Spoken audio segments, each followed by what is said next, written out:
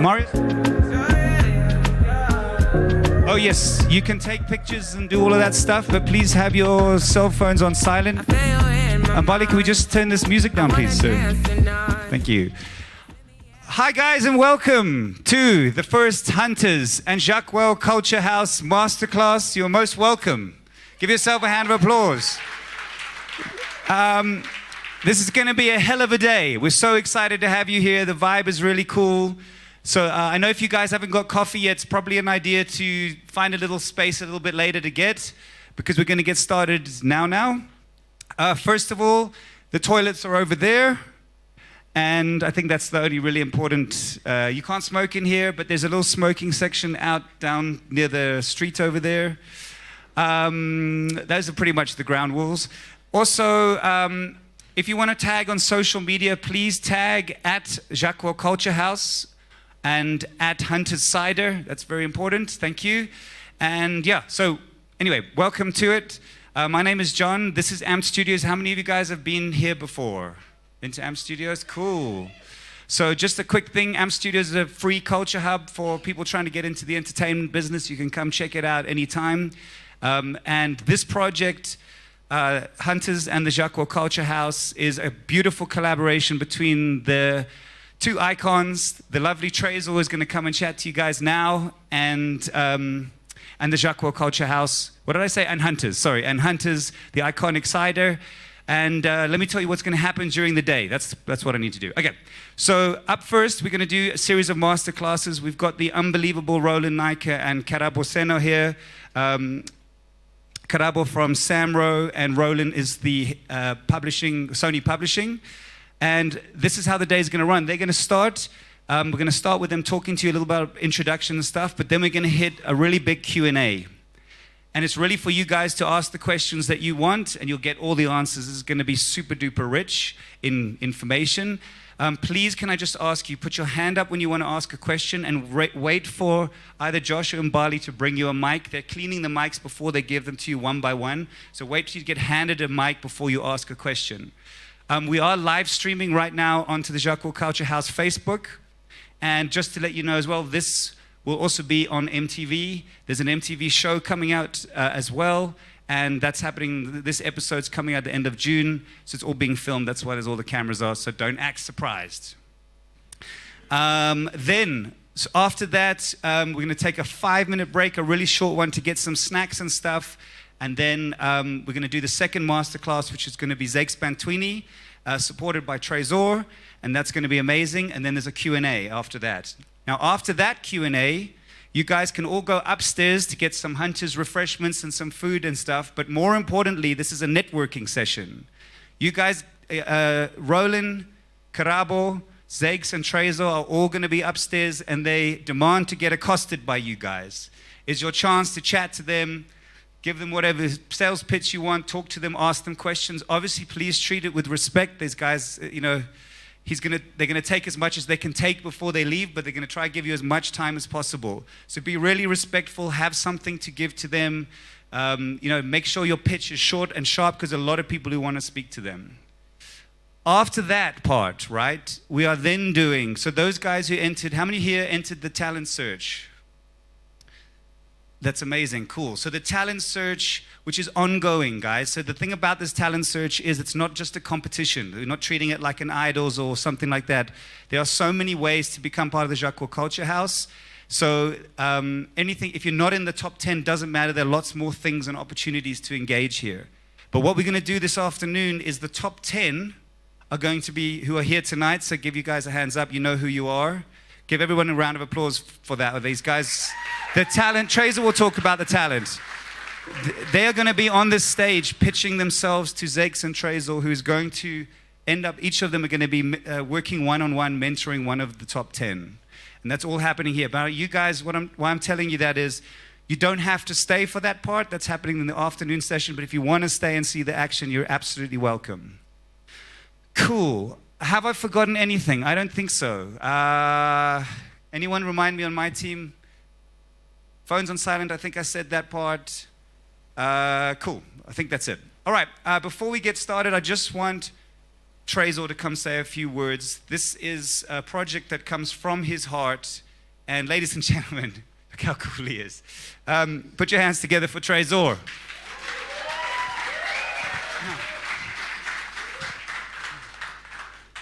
All right, mate. All right, mate. Hey guys, how you doing? Thank you so much for coming here today. It's so great to have you guys here. First of all, I'd love to thank our people from Hunters for this incredible support for this incredible project.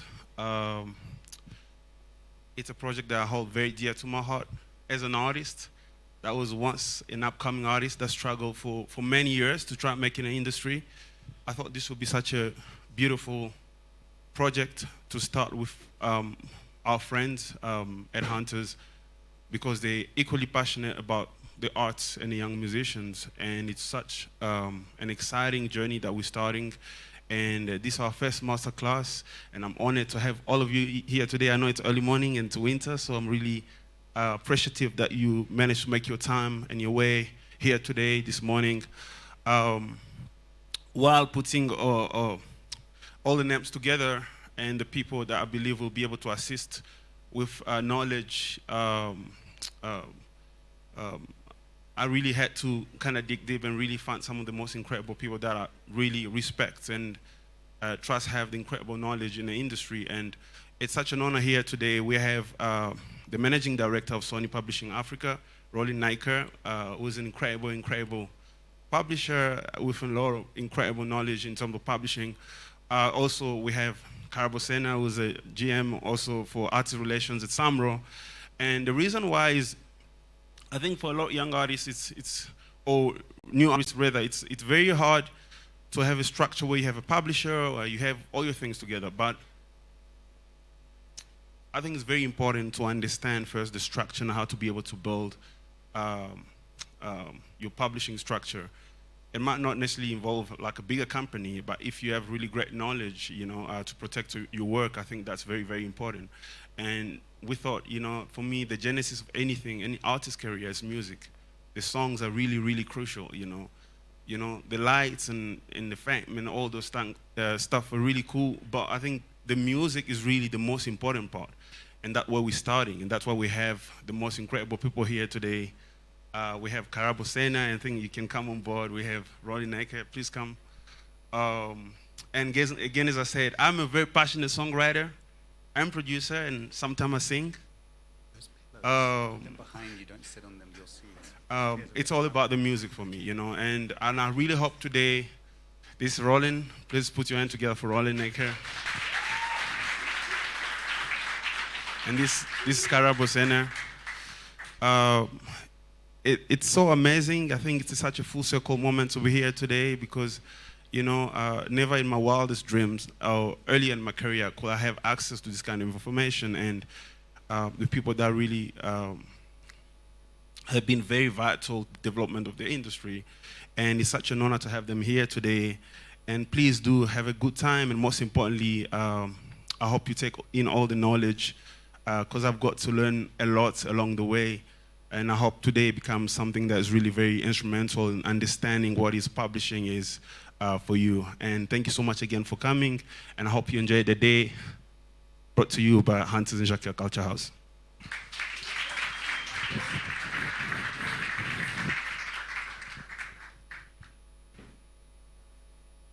Okay, good day everyone. I'll introduce myself again and obviously give Rowlin an opportunity to introduce himself. So my name is Karabo Senna and I'm from SAMRO. I don't know if most of you know what SAMRO is or what we do, but for the most part, whenever you're in the music industry, one of the first things that people ask you is, when am I getting my royalties, right? And I know because we're talking about money, it's a very passionate thing. So what I'm going to try and do today is to just try and give you some sort of insight as to how the royalty world works, and just touch on also SAMRO as to how you can actually optimize your relationship with SAMRO, because it's a relationship. That's what people forget. They just assume for the most part that now I'm supposed to do one thing and then money must come this way. It doesn't really work like that. So we're going to go into those sort of details. And obviously, I'm looking forward to you guys jotting some things down as we go so that you can ask me specific questions that might be, like related to you so that I can help you. So after this, you can be more empowered to make sure that you earn as much, or you leverage, from your works as much as possible. Yeah, thank you. Good morning, everyone. It's an honor to be here. Thank you to Trezor and Jacquel House Culture and AMP Studios and Hunters for creating this opportunity and this platform. Music publishing, for the most part, I think kind of goes over most people's head. I'd like to think that today we'll try and go as gently, as softly, and try to let it seep into your subconscious and into your knowledge. But as a precursor, I'll put it out there that we're learning every day about music publishing. It's something that one has to do on a daily basis in order for it to get into your consciousness. It's not a one-off. So today is, for many of you, maybe it's the first time you're hearing about music publishing, but even if you've heard about it for many years before this, you'll find that you'll have to recap on it. You'll have to have many conversations about it. You'll have to ask many questions about music publishing. And I say that from a place of being a music publisher for SONY Music Publishing and experiencing it with songwriters who have been in the industry for many years and even those that are just starting out. So don't be too hard on yourself, but just know that allow yourself the opportunity to learn every day on music publishing. And I think the world is your oyster out there. So there's no incorrect question. There's nothing too complicated on it. It sounds like a big word, music publishing, but I think hopefully today we'll give you some cues on what to look out for in terms of music publishing and songwriting, and that will help you to to further your career. Okay, so guys, I'm just gonna open it up with obviously just a brief introduction, because normally when we look at music, a lot of times you think of performing, right? So I think most of you here, anytime I speak to people, it's like when you think of music, how do you make money? You think of performing. But when we speak about publishing, the difference is that it's what we call passive income. So performing is more like your active income. Obviously, you go there, you do something, somebody pays you, right? But publishing is more in the realm of you actually sitting here and still making money. So the question is, how do you do that? So I'll start at the top, and then myself and Rowlin will sort of dice it a bit so that we get more into the detail. So firstly, publishing is not necessarily for what we call an artist. In the technical sense, there's a difference between an artist and a creator of music, right? So what we mean by an artist is somebody who goes and sings a song. You're an artist, you are performing something. But there's somebody who creates the song. Think about it. Somebody has to come up with the melody. Somebody has to literally write the lyrics of the song. So those people actually create the song. But the artist, obviously, what do? They interpret the song. I can give a song to you, and you, the same song, I can guarantee you it's going to sound different, because you will put yourself into it. So that's a different sort of mindset, right? And what I want to start off with is to say, let's start from that concept, and I want to tell you legally how we split it in the music industry, and how then does it become publishing, and then the other side we will speak about recording. But obviously we won't speak about that too much because we want to focus on music publishing. So just to lead you guys on, and then Rowlin will touch on some of the bits. So the first thing that you need to understand is that for you to earn from publishing, you need to firstly create something. And what the law says, so this is the Copyright Act, it says that for you to even get copyright, so people say copyright, but what is it?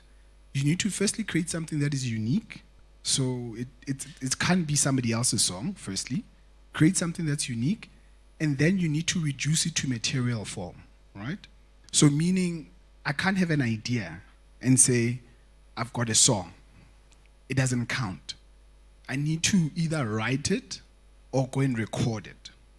but somebody needs to see it, like it needs to be physical somehow. So that's when we can say, okay, fine.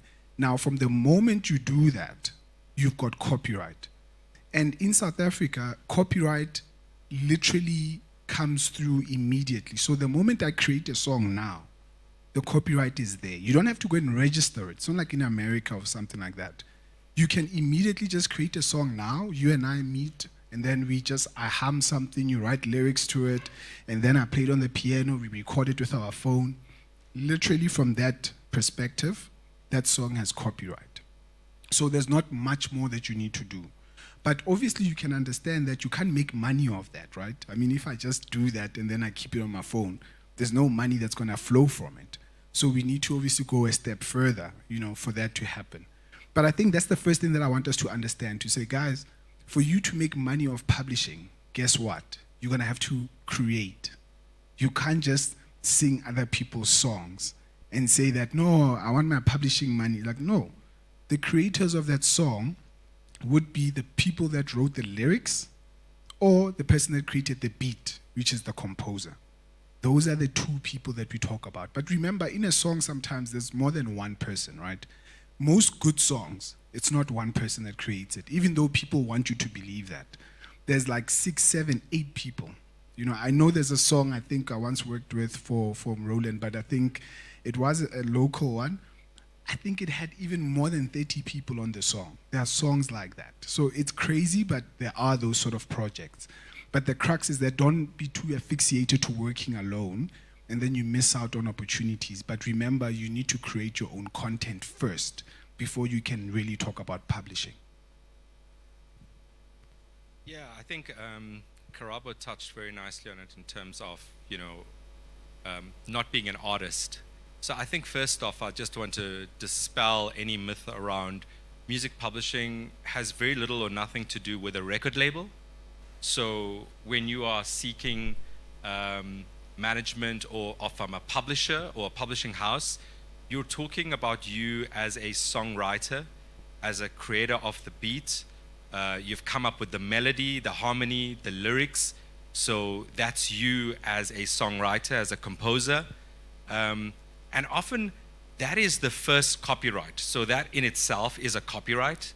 So before you can get into studio to lay down that track, you've already got your copyright in the form of that idea of your harmony, your lyrics, your melody, the beat. So just know that the minute you have put pen to paper, or you've taken up your mobile phone and you've done a WhatsApp recording just to recall what your idea is at that time. It's a rough version, but that is your copyright. And that's what we call the publishing copyright. And thereafter, after the publishing copyright, you're either going to yourself, if you're going to be the artist, the performer, or you are going to seek out a recording artist to share your idea with them so that they can then record that into what we then call a master recording. And that forms the next part of the copyright, which is your master recording. And that master recording is what's affiliated with the record label. But for today's session, we're talking to you as a writer of lyrics, as a beat maker, somebody who comes up with amazing harmonies and melodies, and that's you as a composer. As what Karabo said, in terms of making money on the song, it goes beyond just putting it down on a physical format, either recording it as a demo on your WhatsApp or on your home studio. You'd have to now get it commercially available out there. So that particular song idea has to have the ability to want to be recorded by a recording artist, or you yourself, if you have the gift and talent to do it, that you will have to then record it, and it has to have a certain standard to meet either being pitched to radio, to get sampled to radio, to get flighted on radio, or to be commercially viable, that we as a publisher then can seek out opportunities of where your song can be used in the form of an advert, a synchronization deal, what we call, so that's syncing your audio to moving picture. So, for example, if hunters want to use your song, we'd have to figure out, does your song fit the brief of what their ad wants to promote? They're promoting a certain message, a certain type of brand association, a certain type of crowd. And does your lyrics meet up with that? Does the beat meet up with that? And as a publisher, that's effectively what we do. We're trying to find commercial viability to monetize your song so that you can earn revenue off it. Either you as purely a songwriter, and if your gift is purely in songwriting, then we take your songs and we find opportunity to connect you via our network of other songwriters and other singers and recording artists to say, listen, we've got these songs, you were looking for this type of song, here, have a listen to this, and suddenly a recording artist will record your song and it comes into the commercial space. So it has to go beyond just the idea. It has to then now become commercially viable, and it has to get into the mainstream platform of where you as a user and others are going to download or stream the music. Yeah, so I think I want to touch on something that Rowlin also raised. So just going a little bit back, from a legal sense, and these are very important concepts because Rowlin spoke about like a master, and obviously that being different to, publishing, like your normal publishing. So there are two rights. So when we talk about a copyright, right, it's this one big thing that everybody just says copyright. But it's split essentially into two parts. So the first one is what we call copyright in the recording. So that's when you talk about a master. This is what the label deals with, right? So the label will deal with that, but I want to touch on, there's also royalties that stem from that. I'll touch on that in a moment. And then the second one is copyright in the composition. So this is the publishing end.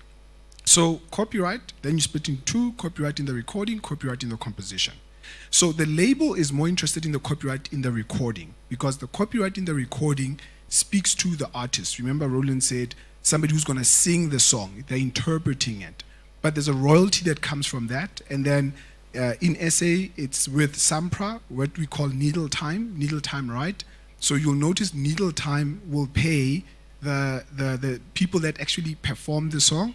So this would be the lead vocalist and the backup and all those sort of session musicians and those sort of guys will get that royalty, including the record label. And then you also have that, like the likes of Risa, that will pay a royalty for that. But then, to focus more on the copyright in the composition, that's where you have the two societies, this being SAMRO and Karabo. What SAMRO does, we focus on what we call a performing right. A performing right means anytime your music is used in public and somebody gains a benefit from it. So let me give you an example. So in this particular center, right, we are playing a song, Msaki, and so forth. So obviously somebody's gaining a benefit from that. There's an event, people don't want to sit here and listen to nothing, right? Nobody wants to sit here and then it's just quiet. It's like, no, even at church it's not that quiet. People still sing, right? So it makes people feel uncomfortable. You could be at a restaurant, you could be anywhere. That music serves a purpose, right? And it could be even like an advert, whatever it is.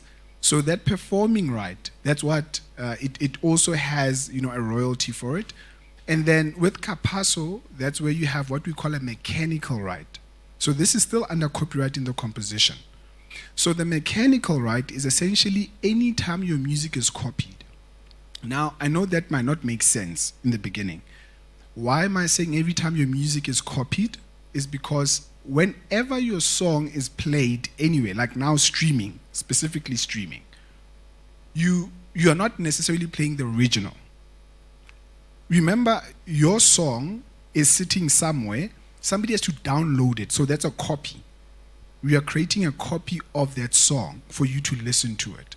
So that is why somebody has to pay, a mechanical right for it. So, because we've moved from CDs and stuff, but, now it's mostly streaming. So think of it in that way. But these are the rights that you need to observe. So for publishing, you will notice that when we speak, we're going to focus more on the mechanical right, and we're going to focus more on the performing right, being SAMRO and Karabo.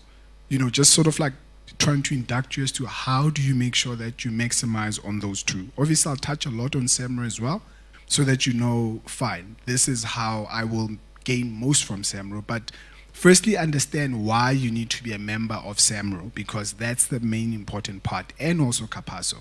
Because if you don't affiliate, you lose out on the royalties. So the way the music world works is that you can't go to a Pick and Pay, a Radio Metro, SABC One, and say, no, I want to license my own music. They don't do that. They want you to go to like the likes of SAMRO or Capasso, and then we license all the music. You can't all go and license all your songs. It wouldn't make sense, right? So that is why the world of music is actually structured like that. So I think one thing that Rowlin will also touch on is how the publisher comes in, because that's the most important part. You can't, a lot of times guys say, you know what, I can do it by myself, but there's all sorts of technicalities that you need to be aware of. And you might be aware of it, you might not, but especially when you're starting off, you need people to hold your hand and help you so that you are able to make sure that you maximize. Especially if you're a song creator, or you are writing songs or making beats. Sometimes, let's say I might sit and say, you know what, I know if I can get that guy. I'll make you an example. If I can get Mikasa to perform my song, it will be big. You know that. That's the sound that you are creating. But how do you get Mikasa to perform your song? That's the trick, right? And remember, your thing is to make money. The biggest challenge that I have when I speak to people, I ask them, do you want to be famous or do you want to make money? A lot of guys don't know that. By the way, I'm telling you, even as you sit here, you have not made up your mind. You think you want money, but you are lying to yourself. Most of you want to be famous. I'm telling you. Most of you want to be famous. You'll be shocked. You'll be like, but what do you want? Yeah, I want money. But when it comes time to make a decision, the guy wants to be famous. Like, but this doesn't make sense. And I'm telling you, I don't know, Rowlin can give you some examples, but it is crazy. And it's almost like the bad part of the music industry, where people are focused on fame and they are not focused on making money. And then somehow the public also, when they see you being famous, they assume you have money. And that's not always the case. Yeah, I think I'm going to pick up just from there on the fame versus money thing. I think it's a very important point that Karabo's mentioned, and I've seen it very often as well. When you're starting out, you're wanting to be connected to people. You want to collaborate. You want to share your music, your ideas with people.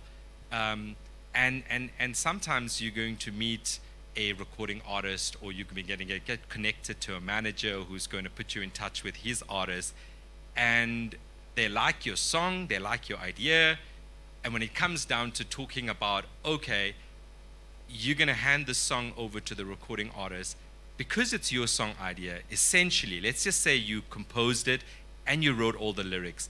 Essentially, we're talking about 100% of the publishing is yours. So if you're sharing this idea with a recording artist who is well known, it could be very easily that you may think, I'm going to get famous, I'm going to get popular by virtue of the fact that this recording artist is going to be recording my song. But if you don't actually retain your music publishing, your copyright, how are you going to get famous on it? Because everyone is going to recognize the recording artist, because that's who's going to be on the cover, on the sleeve of the album or on your Spotify banner. This is the person that's going to get interviewed. This is the person that's going to perform the song. So often our advice is that, as much as possible, even though you want to compromise on letting go a few percentage points, be careful to not let go of everything in the hope that somehow that's going to make you money.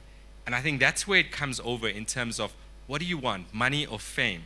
Because in that decision, it may sound like this is really cool. I could become really famous because I've got so-and-so recording my song that I composed. I wrote the lyrics, I did the beat. But it most often happens that if you don't get a credit, that you have not been able to register that song, your writer share, your publisher share via SAMRO, via your publisher, no one is going to believe you in that. Maybe your close circle, your close intimate circle will believe that you wrote that song. But for the most part, the broader public out there is going to just give it all to the recording artist. So I think it is very important there to make sure that you find the right balance between, your networking on who you're connecting your music with, that you don't sell yourself short. It is not an easy game to particularly get connected with established recording artists. And I'm talking particularly to those guys that are here who are purely songwriters. So you maybe don't have the affinity to be a performing artist or a recording artist. So your strength is really about, writing the song, composing the song. And so you more often need to be very strong and believe in yourself. And, I think this is where you need to take advice from your publisher, from your management team, to talk about how you can connect via a network to make sure you hold on to your music copyright publishing.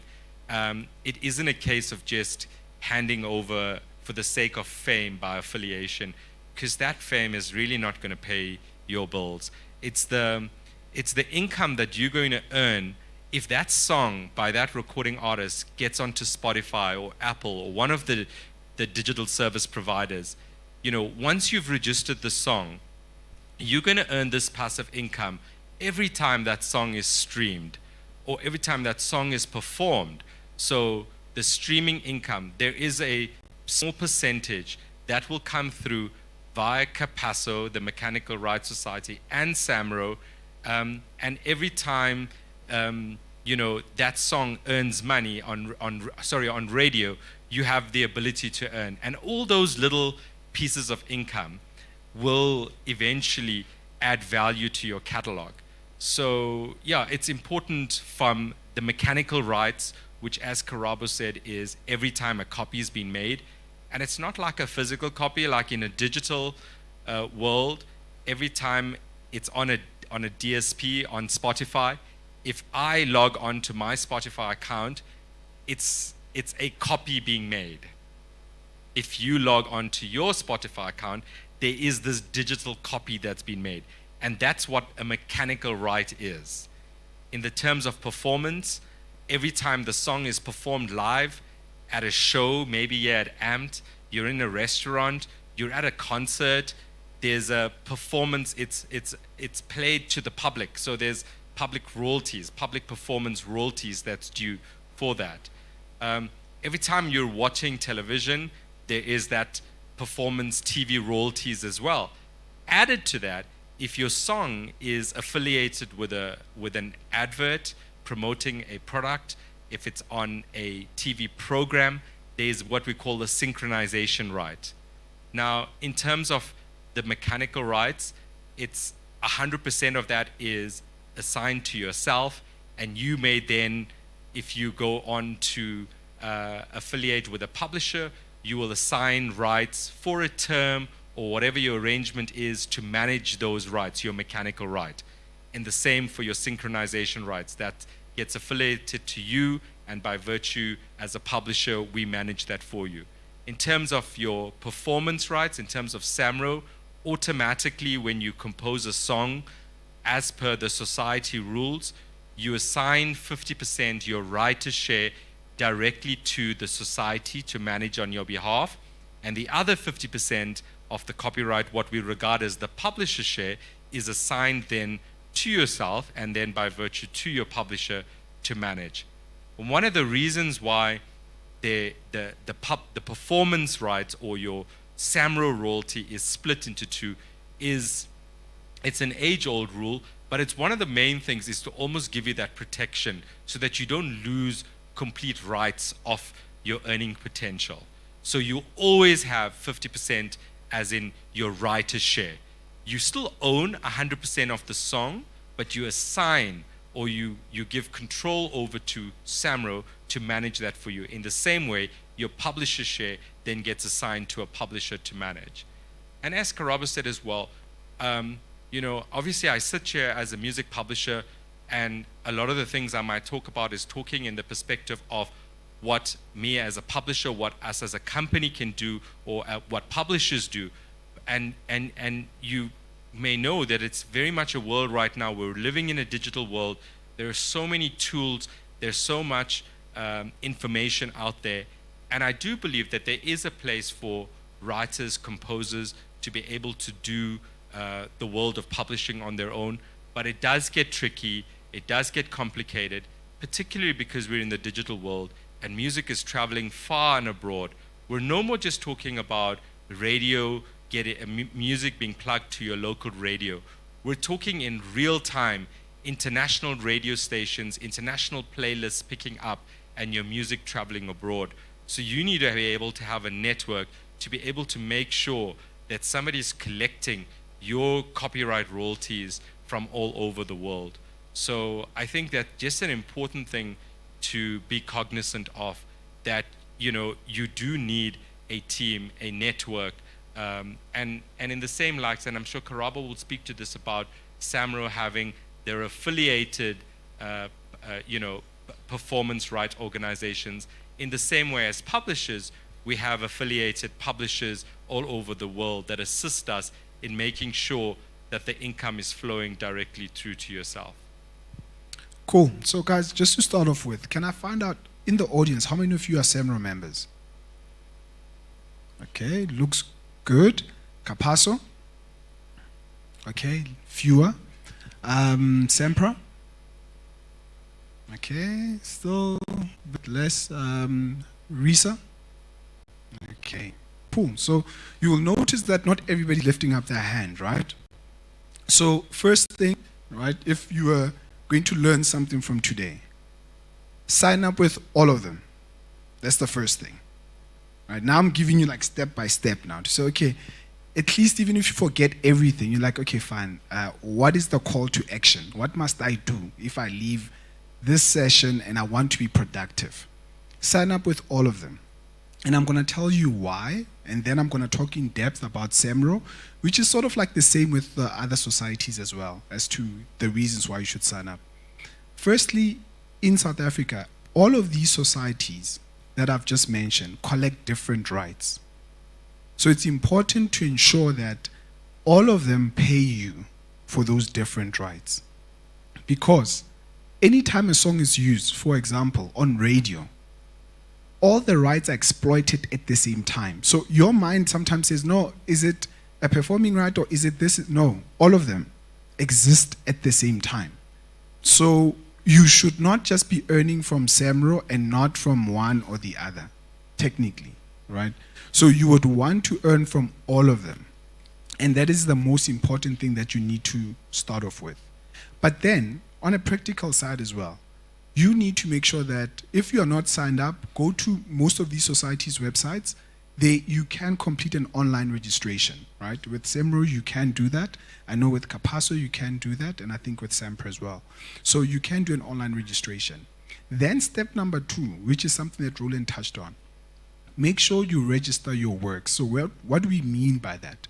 We mean that you need to tell us, I wrote a song called I Love You, or Table, or TV, that's the name of the song. And the people that created this song is, Rowlin and Karabo and, DJ whoever. But obviously the real name, right? We don't want DJ whoever. So the real name, because I know your mother gave you a name, so that name. So we want that name, and then afterwards you give us the percentages. It must always be up to 100%. Very important. 100%, so this one gets 20, this one gets 30, this one gets, 50. So that is very important, because the only way you can get paid is if we know that. Now I want to give you some financial numbers so that you understand how big this thing is and the size of the problem as well. So SAMRO collects in the region of about, let's say, just about 500 million, so 500 million rands, right? This is just SAMRO. I'm not talking about Capasso or any other. 500 million rands. Now, out of the 500 million rands, we don't just pay, obviously, local guys. So every time you even hear a Jay-Z song on radio, we pay Jay-Z, by the way. So it's very important, firstly, as somebody who's creating music, you should be pushing for the radio stations or even TV to play local content, because that means then the money stays in the country. That's number one. But once we know, so those radio stations will give us the information to say, we played this song. We need to match that song to somebody. Because in our titles, if the song says I love you, we go and look for I love you, and then we say, this is the same song that was performed by so-and-so, and we are paying the creators of that song. So imagine then you didn't tell us you wrote that song. So currently, out of that 500 million that we collect, we have something that we call undocumented works, right? In the industry, you might hear people call it the black box or whatever the name they give it, but officially we call it undocumented works. At any given time, money that is sort of like other people's money that still has to be paid to them is in the region of about 120 million rands. That's sitting there. We don't know whose money that is, technically. We just know that it's yours, but we are waiting for you to come and claim it. So it's possible you could be sitting here with me and then, I don't know, a certain portion of that amount is yours, but because you didn't register your songs with us, we don't know. Therefore, guess what? We don't pay to you. Right? That's problem number one. So make sure that you're updated. And once you are registered, all these societies have something that we call a portal, just like most portals. You log on, you can register your songs, you can do, general admin, check your statements and those sort of things, just like a bank account. But the idea here is to make sure that register. After you register, make sure that you register your songs every time you create them.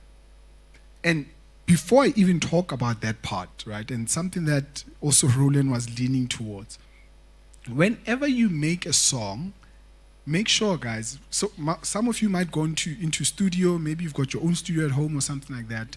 There's something called a split sheet. Do you guys know what a split sheet is? I'm sure, right? Yeah.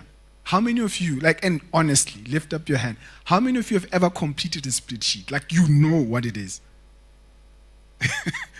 Okay, how many of you have ever completed a split sheet for all your songs? Okay, one gent. Okay, two. Yeah, three. So, and it just shows you, right, that, and the point I'm trying to raise, a split sheet, by the way, is before we now we go into studio, we are going to create a song, we should actually agree and say, Rowlin, you own 20%, I own 30%, you own 50%. We should agree and sign this document. And by the way, that form, if you go to the SAMRO website under forms, you can find a split sheet. It works for everything. It's not just for SAMRO. It's just a simple legal document. But the idea here is that we sometimes deal with what we call conflicts later on. Because when a song is big, remember, now I come back and say, no, Rowlin, hang on. That 20%, no, my share is 50. And it happens because now the song is big. Let me tell you something. A lot of people say, I can hear a hit, but there are songs that I also hear on radio, and I'm like, how is this song? I mean, I just can't fathom how this song is a hit, and people are jamming to it. So never say to yourself that your song, it's just okay. Because people will downplay your song so that you get a smaller share, right? And you heard Rowlin saying the trick of the game is ownership.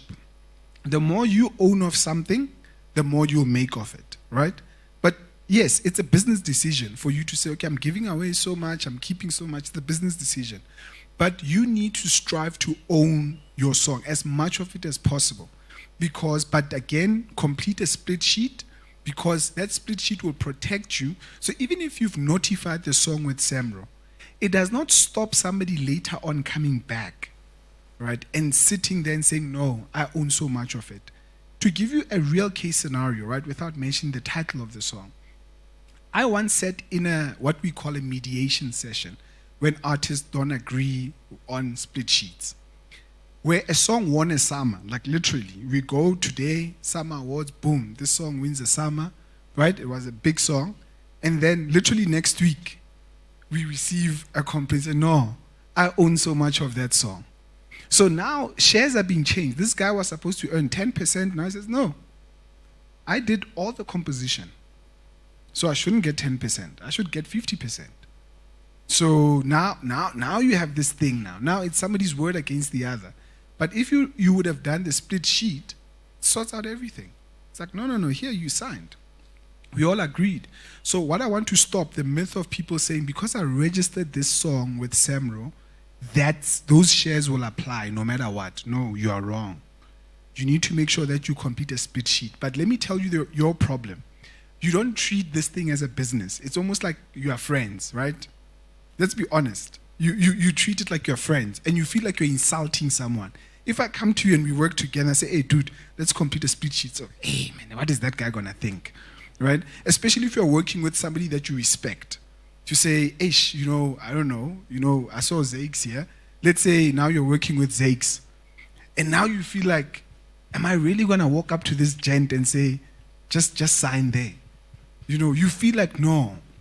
But that's what needs to happen. Because if you don't do that, tomorrow you could have problems. So you need to manage that in the beginning. Once you have that, guys, then all the royalties that come through, they are better managed, because then you get paid your share from that 500 million that I said we collect. Then from there on, you've registered your songs, so they don't go to undocumented works, because we've got like 120 million rand sitting there, and we are struggling to pay it out. Like seriously, we are struggling to pay it out because people don't do the basic administration. And obviously that's why sometimes people get publishers, right? Because then a publisher helps you with some of the administration that you don't want to do as a creative. Yeah. I mean, just to bounce off that as well, in terms of those split sheets, as a rule, the copyright is split into 50% to the composition, so the beats, and 50% to the lyrics or the authorship. Right? So when you're in studio, or even before you get there, have that split sheet with you. Or even if it's a simple, I don't know, voice recording or an email confirmation of some sort. It is a difficult conversation, but I think it will save you loads of trouble afterwards.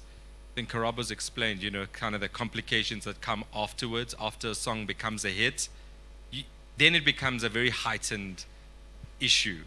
But if in real time, you've got nothing to lose with you collaborating with somebody and you're saying, listen guys, my manager or my publisher says I just need this signed off. You have a general agreement before you're going into studio. You know where your strengths are. Are you the beat maker? Are you the lyricist? Have a general concept, have an email or a WhatsApp communication, have something that you can refer back to if there's any questions asked later on. One of the things you could also do is, like, particularly for beat makers as well, if you're sharing your beat, if you're sharing it via WhatsApp, if you're emailing it to, that date stamp is so important. So try to, as much as possible, communicate your work, your rough copy, your demo, via an electronic format. Because that way it shows when that original work was created. And you've got that to prove to yourself that you've created this work at that time. And it'll help you a lot in that process. Another complications with not having a split sheet is, a lot of the times we deal with synchronization deals and we're needing fresh, hot songs that haven't really got to radio yet. And so if we're needing to pitch to an ad agency, to a brand, and we know that this is going to be the next summer hit, one of the things we definitely want is to making sure that the splits are finalized, that you have a finalized split sheet. Because the last thing what we want to do as a publisher is sync the song to a product, to a brand, and then have 5 people afterwards, after the song is now synced to the ad and it's flighted on TV and radio, and then there comes people out of the woodwork saying, that's my song. And it puts the song into dispute. The brand is very upset because suddenly they now have to pull the song out of the campaign and so on. So those are kind of things that you need to look out for in the bigger picture when you're trying to protect your song. Guys, we're about to jump into Q&A, but just before we do that, I just wanted to share something as well. Whenever you create music, most of you are doing commercial music, I would assume, right? commercial, so stuff that is played on radio. But what we call music, remember, is not just the radio content. There's something that is, we call it production music. Or library. Yeah, or library music, right? So what that is, you know, when you're watching the news, there's a song that comes in before you know, whatever that jingle is, right? So those sort of things. So do you have something here? Oh, okay. This gent, come on. So that is a big portion of music. And if you were to ask me now, because I know a lot of us here are business people, now we're not here to be famous, it's about money. So when you look at in SAMRO, how much people earn, I mean, not to say everybody here, you know, that's what you'll earn, but over time, the highest earners in terms of an individual working or a creator, you're looking at guys earning in the region of about 1.5 million rands, right? And yes, there's guys that are earning almost nothing. But when you look at it, it's normally not the commercial music guys. It is actually the production music guys. So open up your mind, go and do some research as well and say, hey, what is this production music? What is music scoring on movies and stuff? Go in and open up your mind to that. So don't be so centralized on this commercial thing, because that's the fame thing talking to you at the back of your mind. Move away from that a bit and start saying, okay, fine, it's music scoring. What is production, library music? What does that mean to me? And you may find that you have a future there instead of all of you guys going into one space of commercial music. Cool, then I think Q&As.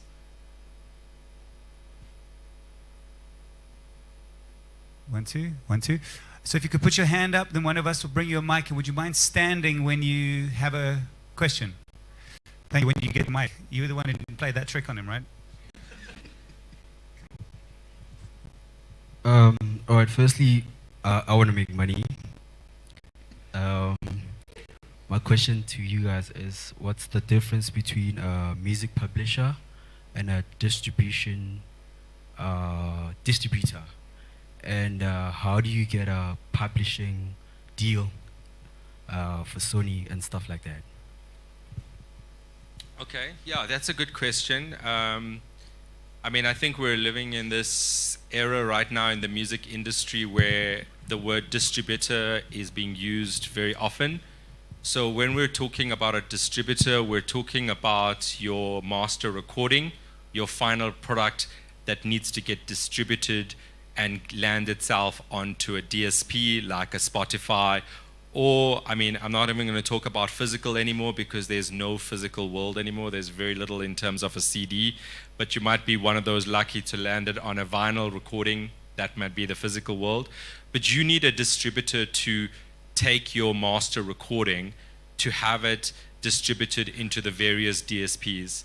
Now, those distributors can come in the form of a record label on the many independent record labels or major record labels that come about, and if they find value in your music, they might want to sign you up for a distribution deal.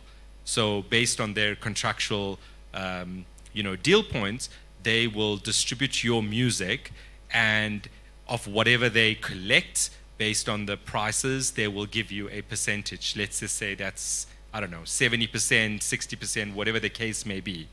The other forms of distribution comes in the form of like aggregators as such, your likes of the Orchard or TuneCore or CD Baby. Those are the guys that aggregators. So essentially, it gives you the power there to upload your music. It has to be obviously in a specific form that's available for distribution. So in terms of quality and having all your creative assets in check. And then you sign up with these guys like BeatStars, for example, as well. Those guys are producers. And you sign up and they will then have your music available in the various DSPs that you can choose. You can choose you only want it in 5 of the digital service providers, or you want it on all. And then in terms of publishing, there's various types of publishing deals. An administration deal kind of aligns to what you call a record label distribution deal. in that you own your recording, and so in an administration deal from a publishing perspective, you still continue to own your publishing, and we would administrate your works for a fee. We will then make sure it's available out there commercially, make sure that we're collecting the right income from SAMRO, from Capasso, and also creating, monetizing it so that there's creative opportunities to earn money off. But I guess, there's different types of publishing deals. But to answer your question, how to get signed to a publisher, I mean, I think the best thing is to use, if you are connected to the music world and you have a network, by word of mouth, speaking to people to see how you can get connected to the, to a publishing company. There's obviously, you can just send through your demos, you can do what you call cold calling.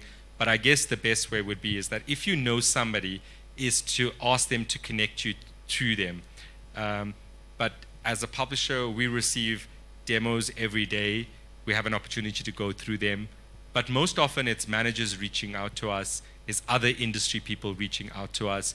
And it's of course us as, looking for talent and wanting to develop talent is, making sure that we have our ears on the ground and seeing what's out there. So I hope that answers you. Hi. I have two questions, if I may. The first is you slightly touched on now with regards to having an administrator.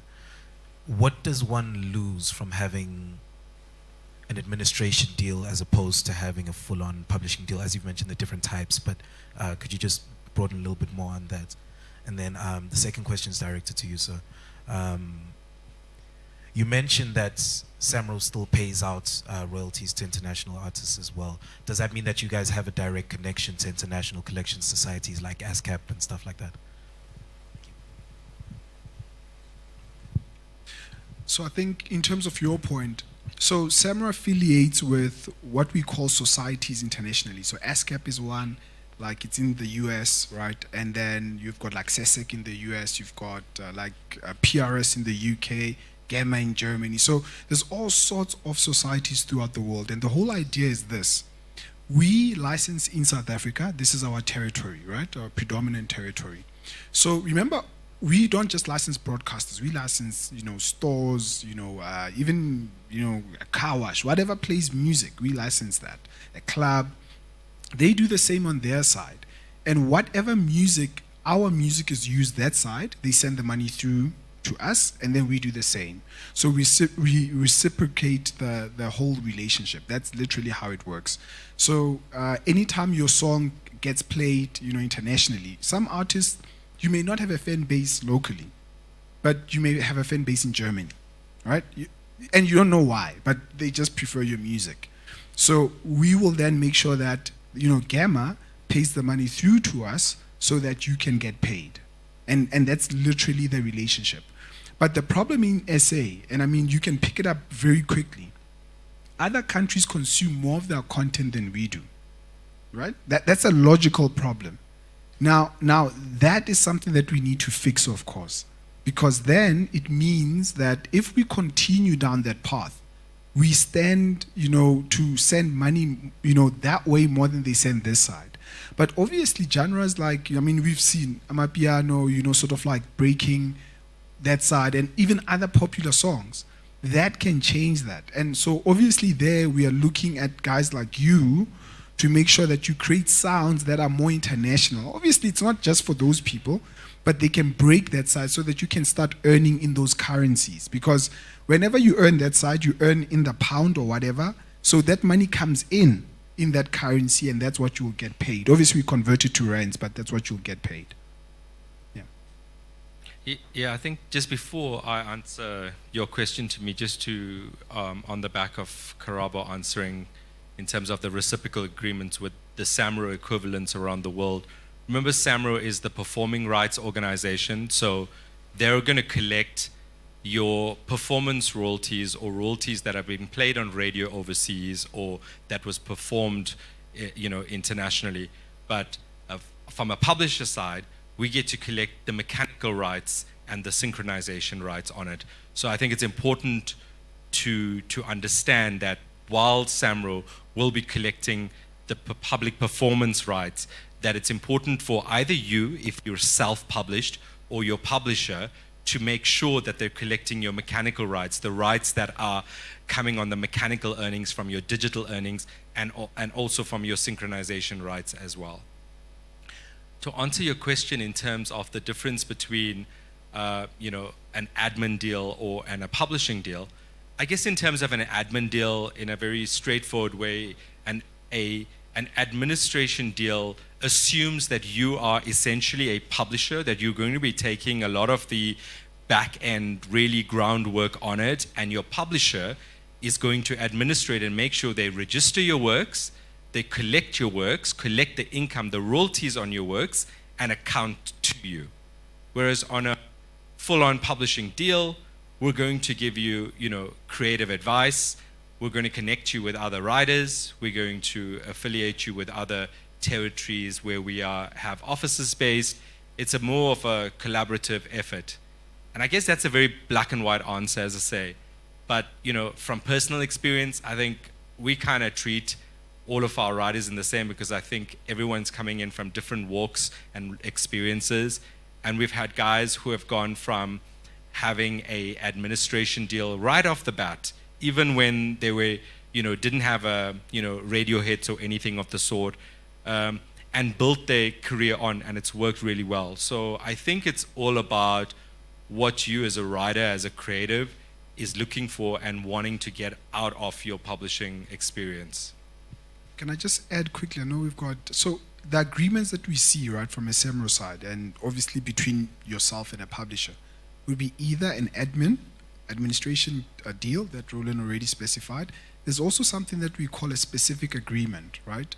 So what would happen there is that sometimes I might come to a publisher, and maybe I just want to create 4 songs, right? Let's say you are that guy, you're like, no, let's create 4 songs, and then you will administer me for these specific songs, not for all my songs, because you have a list of other songs. So we also see those that are quite specific. And then there's also called a deed, all right? So a deed is essentially, sometimes it could be either 1 or 2 or 3 songs, and you can actually have a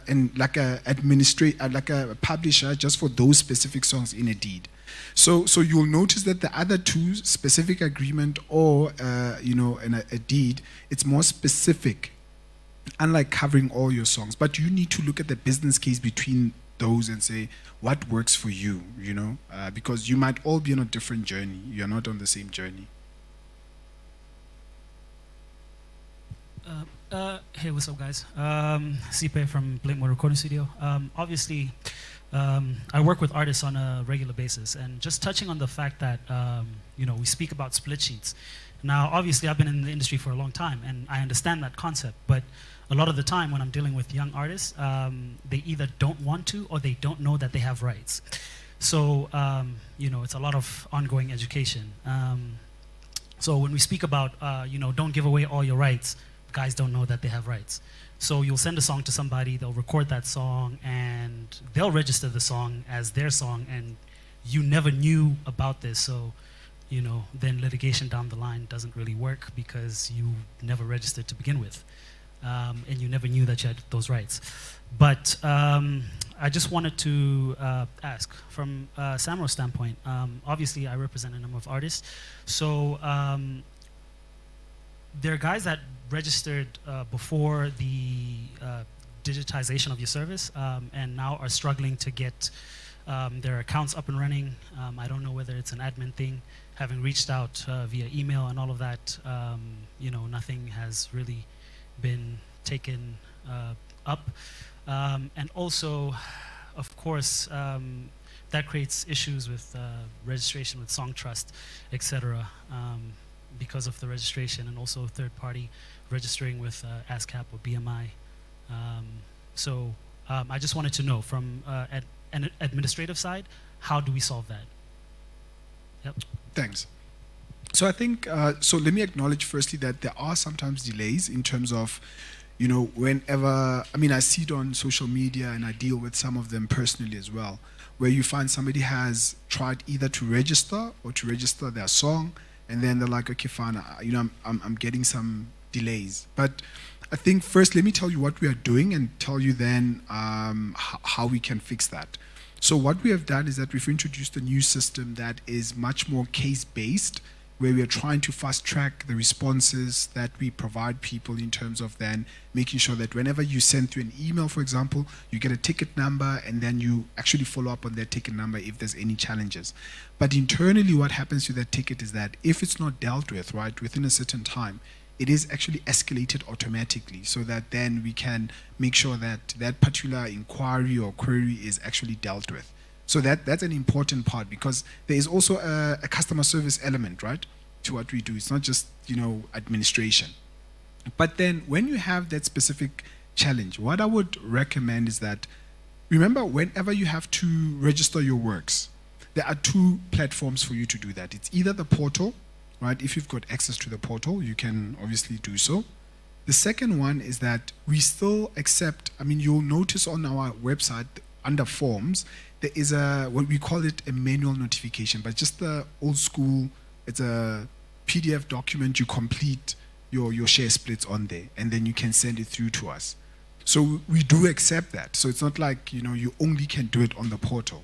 So you can send it through, and then from there on, either you can go to our offices, but I don't normally recommend that because, sometimes you are far off, or then you can contact the call center to ask them to send you your list of works, right? Because then it's for you to check and make sure that if I have registered 10 songs, are they really there?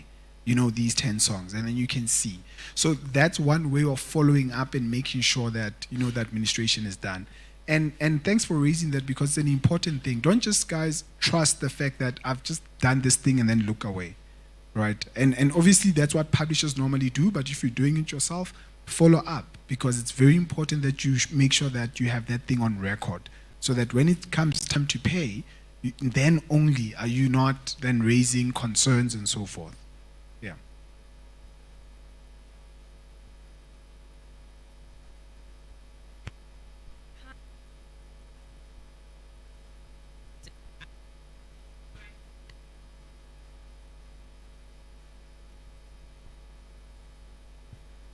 Hi, yeah.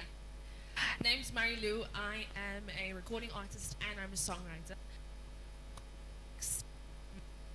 I am signed to all the organizations, and I have been. What? What am I doing wrong?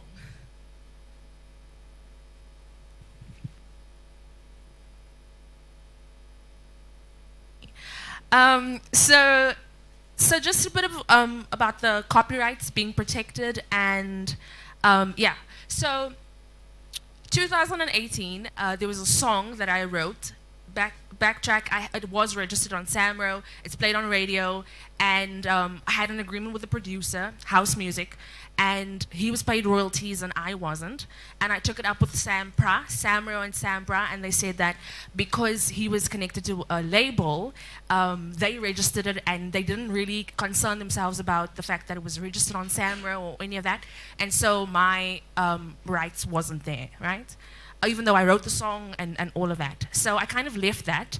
And then this year, a song that I've written for an album that's now nominated for a SAMRO award. It's nominated, so I'm trying to protect myself prior to that happening. We did sign a split sheet, but I'm just not sure how protected I am with that. Do you know what I mean? And that's one of a few songs that I've collaborated with. Work has been registered, but I've only been paid royalties for my own work, not for any of the other collabs. Is it my responsibility to then, even though we've registered on SAMRO, what else am I supposed to do? Do you know what I mean? Because I don't want this album to win, and then I'm there with like, hey, but I wrote a song on this album. Do you know? I just feel like this. It's great to say that copyright is there and you're protected when you record the song, but at the end of the day, you have your emails where you've written your songs, and you have the beat, and you have all of that, and none of that counts for when you take it up. Yeah, thanks. Guys, I think thanks for that, because that's a real world scenario. Simplistically, the first thing is, you ask the question to say, is it my responsibility in a sense to sort of make sure that everything is done? The first answer is yes, right? And a big yes. it is your responsibility, right? There is a misconception in the industry to say, the more I just do it and I forget about it. But that is the management part of this industry. You need to make sure that everything is done. Now, how do you do it? Because now you're saying, how do I prevent myself from actually getting into certain challenges? The best way to do it is go onto the portal. So if you are registered with any of them, even SAMRO, go onto the portal and then check if the song is registered. Because what normally artists do, we all work on a song, all four of us, and then we say, you must register it. But guess what? Nobody ever checks what that guy submitted. Nobody does that. You just trust the fact that it's fine, right?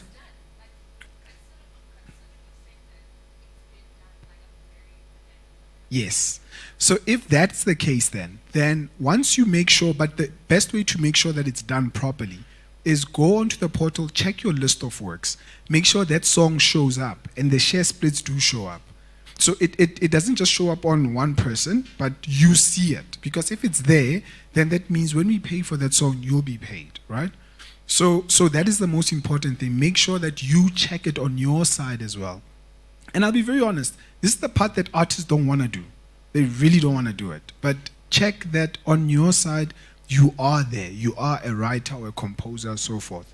And in terms of that latter part where you spoke about there was a song, but I think from a SAMRO side, if you've got a complaint, something of that sort, you need to make sure that you raise it. Because once you raise a query, guys, there is a process that we follow if there is a dispute. And it doesn't matter who you are. I'll be very honest with you. A lot of times people think, so-and-so is a big-time artist. I'm a nobody. There's no way. No. And the process that we have created makes sure that we try and avoid litigation because we understand, a guy sitting here doesn't have money to go and hire lawyers. So that is why we have an internal process that tries to fix all of that so that before, you guys go to court or anything of that sort. So it's important that whenever there is, and I mean, a lot of guys submit songs to big-time artists and you hear these claims, but it is never submitted formally. So if you have submitted something like that, I mean, we'll catch up after this, but I think what is most important, follow it up so that it is dealt with. Don't just leave it. A lot of times people say, I left it, it's too much trouble. Too much trouble for money. People wake up every day for that. And you are saying it's too much trouble for what? I mean, unless if you're doing something else with your time. Yeah, that's cool, right? So, but remember that this is a job. You are literally saying that. A lot of times when people are artists, they don't see it as work. It's almost like it's a fun time. It's not a fun time. It is work. So if you want to work, you must be prepared to put in the hours. Say, hey, this is not right. Follow it up. And you will literally get somebody that will help you. But don't think of it as leave it. Because once you start leaving things, then, sooner or later you're going to struggle. Yeah. I just want to add on that because I think Karabo's rounded it up very nicely. But I think something that I've noticed in terms of when songs are registered is there can be multiple versions registered at SAMRO. So it would be important for you to ensure that when you're picking up your song list from SAMRO, that as it is registered on that digital release, that SAMRO nominated album, that you pick up the title and the artist information exactly as that to ensure that it matches up. Because, there's only a certain amount of titles and words in the world, and sometimes it can be a generic kind of title. So to ensure that that is the same song, make sure that the collaborators, the co-writers, the producers match up so that you have that. And I think any evidence of emails you have, of the demo recording you've done, all of that is honestly, that is so valuable to have. So I think you've done the right thing, and you're on the right path there in looking out for that you don't end up in that scenario. Yeah. What's good, guys? Hi, everyone inside the building as well. My name is Feeks. I'm a recording artist as well as a performing artist and creator. I just basically had one question directed towards you, my bro, for SONY and so forth. So since now we live in a more modern world and everything's more digital and so forth, and the game has slightly changed. When it comes to, like, let's say people in your positions, whether it's labels or distribution companies and so forth, when you look at an artist, what exactly, like, are you looking for? Because I understand the music is mad important. You get your paperwork, all that to the T. But then there's also the aspects of what is it that label heads actually look for within the artist, like the whole package kind of thing. Because I always used to say to my friends, like, you kind of got to ask yourself, you're trying to be like a Lauryn Hill or Michael Jackson, where are you trying to be everywhere and the world knows you with the fame part of thing, and you're making your bread too? Or it's like, basically the question is like, what kind of package are labels looking for nowadays? Because you can correct me if I'm wrong, I feel like back in the day there was like a lot of scouting where labels, A&Rs would go around looking. I saw a man over there rapping on the road, oh shit, he's hard, let's work with him. But now, do you guys look for, okay, is this particular music, besides it being good, is this person able to generate their own following? Are they able to, you know, market themselves properly, the brand that they have and so forth? So for that, I feel like all of us kind of would kind of like to know these days, what is it that the big boys are looking for, you know? Because now it's easy to put your music out there. There's DistroKid, all the guys that you mentioned, but to really get that attention from the industry now and the people involved in the industry, what's the best way for upcoming artists to go about? Sure. Yeah, thanks for that question. And I think it's a very valid and important question. I'm going to try and answer you from the perspective of a music publisher, and, you know, want to go back to, like, right at the beginning to differentiate between, you know, as a label or as a record company. I'm here as a representative of composers, of authors, of lyricists. But I guess I could still answer the question in that, you know, what are we looking for? I mean, there are a few things, I guess, you know. One of the things is, I mean, obviously, it's, you know, if you have talent, it's kind of like a no-brainer. It's like, it helps. It definitely makes the decision easy if, you know, to sign, to represent somebody for their publishing efforts. So having talent is one of them. But I don't think that talent is the beginning and end of it all. I really think something, you know, maybe even more important than that is wanting to work hard at your craft. You know, wanting to work diligently, wanting to work hard at your craft, wanting to be able to be collaborative, you know, to work with other guys. You know, that makes it easier to be able to sign a songwriter or, you know, a producer as such, somebody who's going to be a team player. I think also, you know, writing or producing 8-minute art pieces is fantastic, but you need to be able to write commercial songs. Ultimately, it's the commercial songs that creates revenue and will build your career. I think there's a space for feeding your soul and writing music that feeds your soul and that, you know, is intimate to you. But at the end of the day, you're going to have to find the balance between writing those creative art pieces versus writing something that's purely mainstream and commercial, even though it may feel like you're just falling by the wayside. Because ultimately, it's about building your brand, and you build your brand through what's popular, to what's commercial, to what radio wants, to what can be performed on stage. But yeah, I think those are the elements. Having music that's commercially viable out there is what a publisher would be looking for. Just to share, you know, speaking to different artists, right, or creators, something that Rowlin mentioned here, I would like to emphasize is collaboration. Because, you know, most of them hint out one thing. They say, listen, you know, what actually got me where I wanted to was working with so-and-so. And it's not always the most famous guy, but you'll be shocked who people know, right? So the moment you work with this guy and this guy knows that, and all of a sudden this thing can build up. So that collaboration, and you find a lot of guys that they just do their own masterpieces by themselves. And it's like, but yeah, all good and well, but work with other people, because through that, you don't know who knows who, and your sound can get to the right ears. And the funny thing is that the industry may seem open, and I like what you said. You said, no, you can distribute your music. But for you to get to the key people, you still need networks. It's the funniest thing. You can't just say, I've created a hit.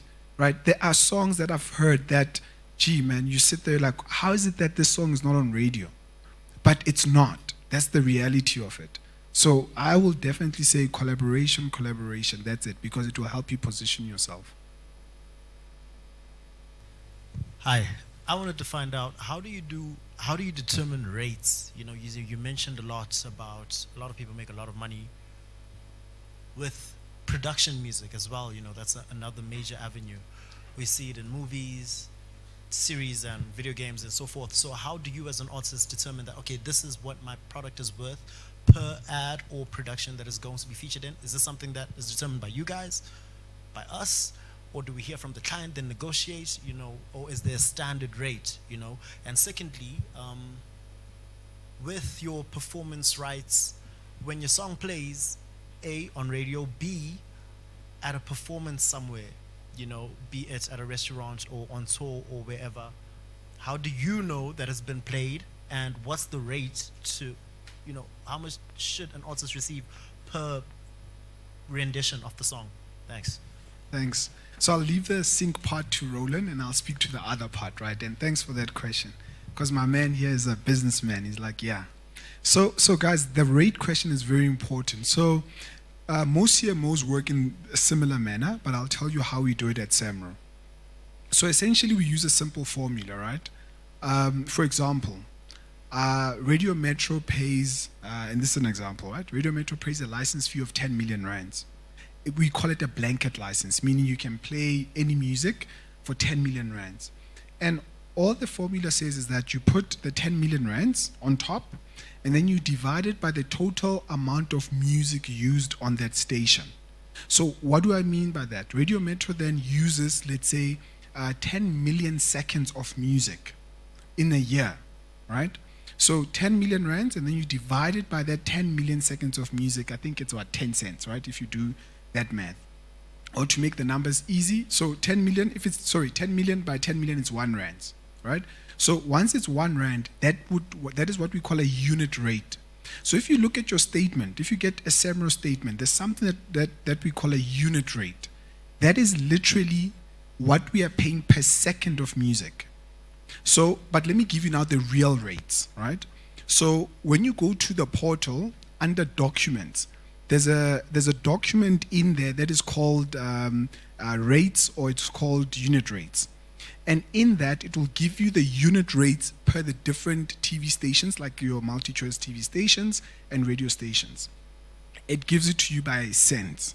So we are telling you how much do we pay you per second of music. So like your Metro is a big station. You'll find that it varies year on year, and the variation is mostly because the license fee will change slightly year on year, because they pay a percentage of their ad revenue. So that's how it works. That's why it's never like a fixed number. And then the usage of music also changes year on year, right? Those are the big factors. But predominantly you'll find Radio Metro there is about 28 cents per second. Now 28 cents in your head might sound like, nah, it's nothing, but hang on, that's a second. So if your music plays often, now you spoke about production music, and think about it, which music plays the most on radio? Is it commercial or production? It's actually production. It's not commercial. I mean, commercial is a lot, but it's a lot from different people. But production, it's easy to get, you know, your music, if you plug it in, let's say for radio, or the station theme song. Let's just imagine. How many times do you hear the station theme song? A lot. In an hour, you know, it's Motsweding FM, whatever, you know, they will just announce themselves all the time. So whoever created that song has to get paid for every single second that song plays. So now you can start to imagine how much that is. Now let's go to TV. TV, let's say like SABC 3 is about 55 cents, right, per second. SABC 1 on slightly higher, in the region of about 1 rand per second. So now every time your song plays, even if you are able to put in your song for Mvang or something like that, and then imagine your song is the opening and the closing, or even if it plays in the middle, every second is 1 rand. That's technically how it works. So where do we show you that? When you look at your statement, you can see it on your statement, or just go to that report under documents and you'll find it there, and then you can see the rates. that's how we determine those rates. And then I think Rowlin can just speak to the syncs.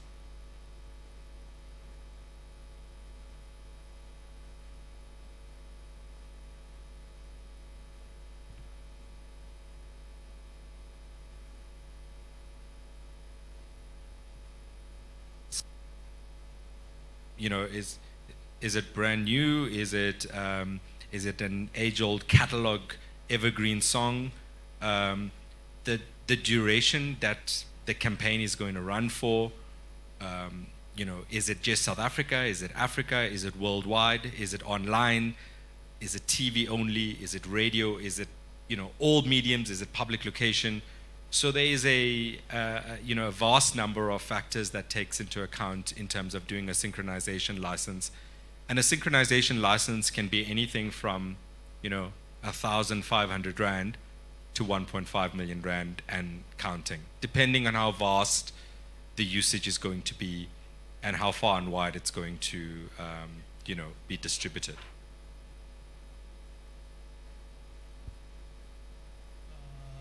Hi everybody. It's on. My stage name is Diablo. As you can see, I'm a rock star. You guys can follow me on Instagram.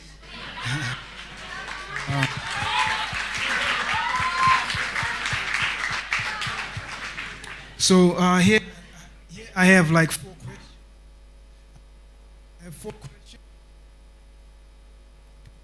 to both you guys. On average, intellectual property and artist, and publishing deal as an independent artist. Okay, I'll start off with the questions again. I wanted to ask, how do you leverage on your intellectual property as an independent artist?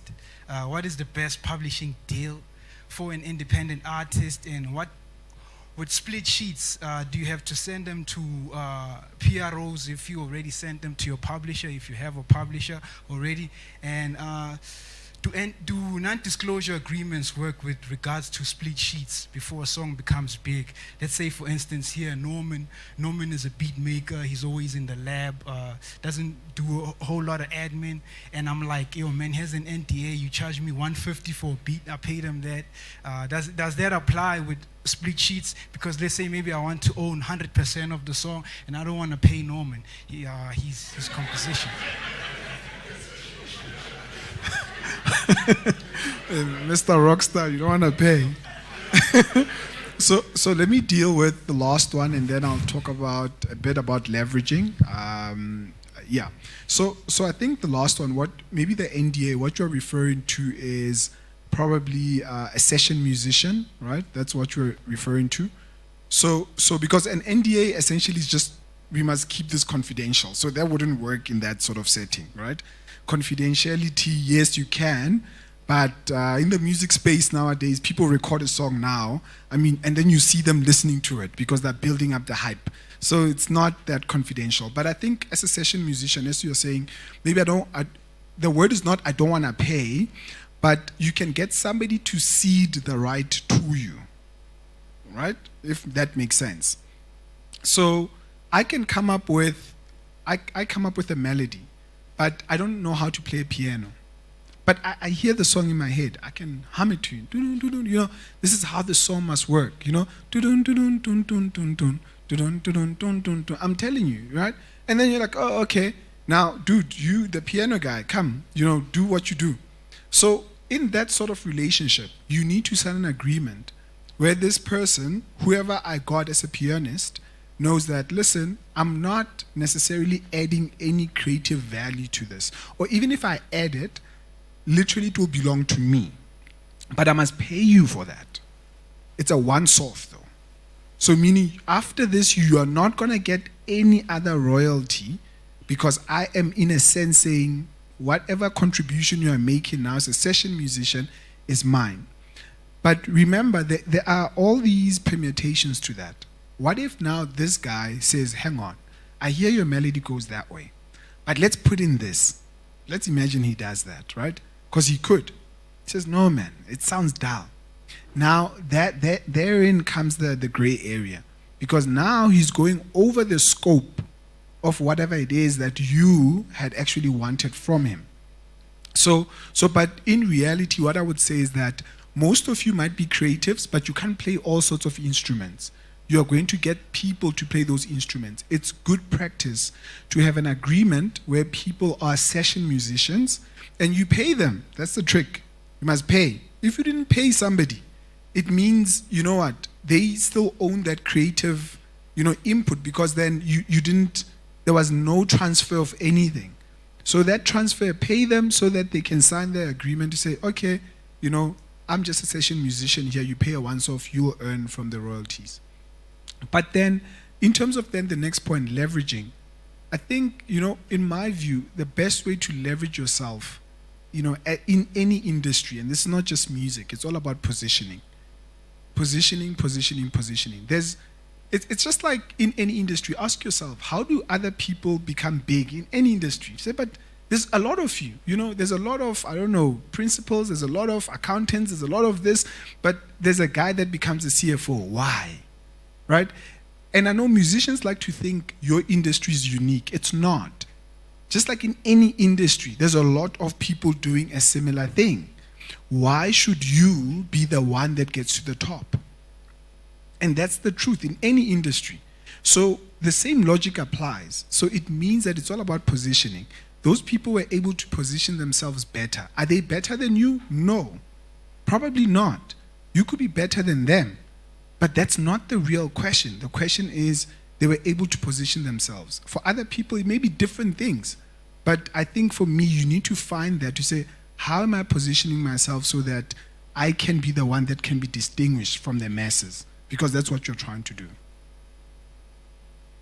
Yeah, I think just touching on that NDA side of things, that non-disclosure agreement is only just to keep it safe before it's out in the public space. But signing an NDA does not mean that you give away any of your intellectual property or of your creative input into that particular song creation. So if we're talking about you've got a producer in there with you, and like Karabo explained, you not playing the keys, but the guy, the producer, is basically pushing the buttons and he's maybe interpreting what you're telling him to do, it's still your intellectual property from a composition point of view. But the minute he adds something else and another layer to it, immediately you guys need to have a chat to be like, listen, I've taken your song up to another level right now. I think I need a 5 or 10% on this whole thing. And if you don't agree on it, then you take that part out. I think it's as simple as that. So it's important, that you keep track of who added what to the creative contribution of that song, from a lyric point of view, from a composition point of view, irrespective of whether there's an NDA at play or not. And then in terms of leveraging as well, I think you have to use your network, whether that's your digital space, your fan base, however you connect with people to build your profile. I think that's going to be important in order to get that message out there of who you are and what you can do and your versatility. I think it also comes down to how versatile you can be, how collaborative you can be, and how more people will want to be able to work with you because they can see that you're quite diverse in what you can do. And I think that's different for different people. It's just about what each creative, what each composer wants to get out of the industry. There's a place for each and every one. And what's the best publishing deal? And what's the best publishing deal? I mean, you actually, thank you, Karabo. You spoke about that really in respect of as an independent. So I'm going to keep it in line with that as an independent artist. My assumption is being that you want to keep things independent as well in the publishing space. That would be an administration deal. That would be an administration deal where you're not assigning your rights over to any publisher. They're merely representing your rights, registering it globally, collecting the income, and accounting to you. And I think from there, you can start off with that sort of a relationship. And as you grow and you build a relationship with the guys, you can evolve in that relationship. So maybe in 3 or 4 years' time, that relationship can become into a co-publishing scenario or a full-on publishing deal. But yeah, I think in the world of independence right now, I think that my advice would be that an administration deal is what would probably suit you. And the way you set it up, right? You firstly register a company, like a normal company. Afterwards, you must then sign an agreement between you, the creator, and your company. So you literally sign. And I know you say, yeah, but it's mine. Like, it's a different entity. You sign an agreement between the two of you, then only do you approach a publisher to do an admin. Yeah, that's how you create it. Yeah, just not to labor the point, but to add on to that, essentially, you have a publishing company and you're the composer. You're going to sign an agreement between yourself as the composer and your publishing entity. So you are signed to your publishing entity, and your publishing entity is what has a publishing deal or an administration deal with a publisher.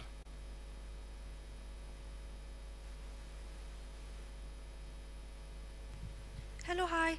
My paranoia gets the best of me, right? So I hear indaba yama split sheet, great. But has it ever happened ukuthi someone denies signing a split sheet, and then it becomes inadmissible in court if we ever go that far? Is there anything else that holds more weight? Because when I picture Drake and Beyonce signing their things, I mean, it can't be one piece of paper. It has to be like, you know, a binder. Is there anything like that, like, you know, besides the split sheet that holds more weight? Yeah, I mean, I've never met Drake and Beyonce, but but I can say that South African artists, right, the ones that I've met, and I mean, even the cream of the cream, you'll be shocked they don't have a split sheet, right? Just to be honest with you. But I think where, in terms of your example, you say, has it ever happened? In terms of, I don't know about out-of-court settlements or anything like that, but legally and even in SAMRO, we find that a split sheet is almost gospel. So what societies do, we are literally more biased towards a split sheet. So meaning we will continue honoring the split sheet up until somebody goes to court and there's a judgment that says, you know, something is wrong and the judge has found otherwise. Maybe something was forged or something like that. But if somebody can come today and say, listen, here's a split sheet, the signatures are there, because it's your name, ID number, and split and signature, essentially. If it's there, we are biased towards that. We will continue paying like that up until you guys take it to court.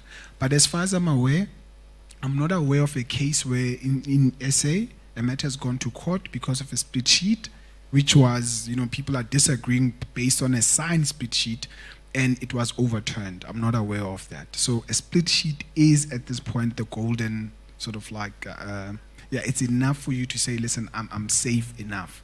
And I mean, anybody who wants to go and challenge it in court, then obviously that would mean that song is worth a lot more then, and you would be willing to protect it as well. I mean, I agree. I guess the split sheet is the gospel, and we always endorse split sheets. But I think something more important than that is as well is having some sort of other recording of, whether it's your lyrical, you know, annotation or your music composition, that, because if 4 of you were working on something and 3 of you ended up in studio thereafter and something got recorded, but that 4th person who was there at the initial part is not there and didn't get signed on it, that 4th person that was out of the studio at the time needs to be able to prove that this was my contribution. Yeah, I have a recording. Here's the annotation I have of the sound, of, you know, of the lyrical reference. This is me recording what I wanted that song to sound like. I'm not a singer, but I'm singing it, and this was my WhatsApp note to the artist to say this is how it should kind of go. So I think, yeah, split sheets, first prize, but I think go beyond that. Have, you know, other types of reference documents, audio files, digital emails, that sort of thing to back up those split sheets as well. Guys, we've run out of time for the first session, but do not worry because they're hanging around for the day. You can chat to them now off the stage, and also when we do the meet and greet upstairs afterwards. Please give Karabo and Rowlin a massive round of applause. Thank you so much for amazing and valuable insight. Guys, please, we're going to have a 10-minute break. The toilet's there. There's snacks and stuff and chips and things you can snack on over there. Please try keep it to 10 minutes. The next session will be starting in 10 minutes. Thank you guys so much. Cool, cool. Can we put on some background music for 10 minutes? Thank you.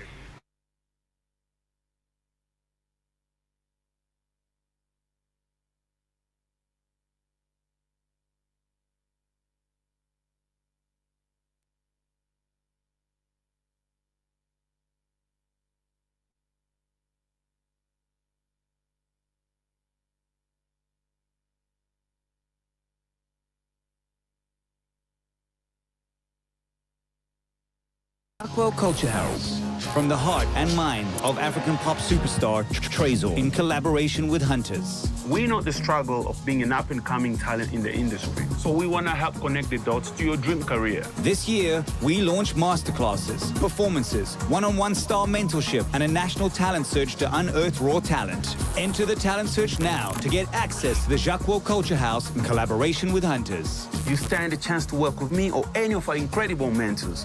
Let's go! Visit JacquelCultureHouse.com or the Hunters site for more details. Refreshes like nothing on earth. T's and C's apply.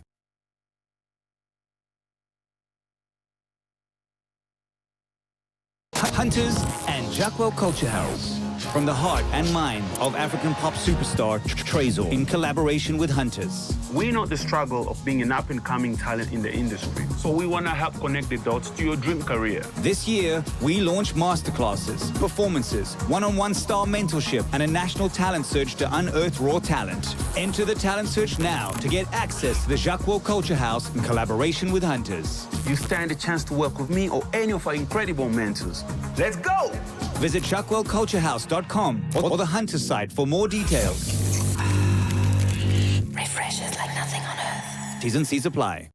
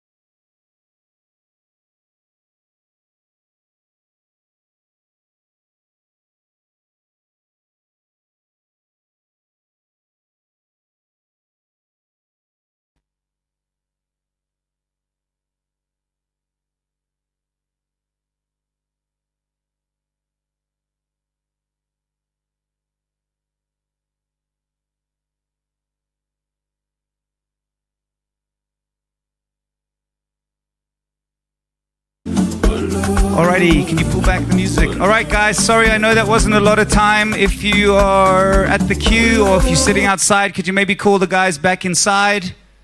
Please, how was the first session, guys? Cool, man. They're amazing, these two. And as I said, like, sorry about the Q&As. We've only got so much time here, but you can chat to them after the next session. There's going to be lunch and some drinks upstairs, and you can use that time to go and prod them. Guys, can I call everyone back to their seats, please? I see a lot of people outside. Can maybe just someone call outside to bring the guys in? Cool. Thank you. Thank you.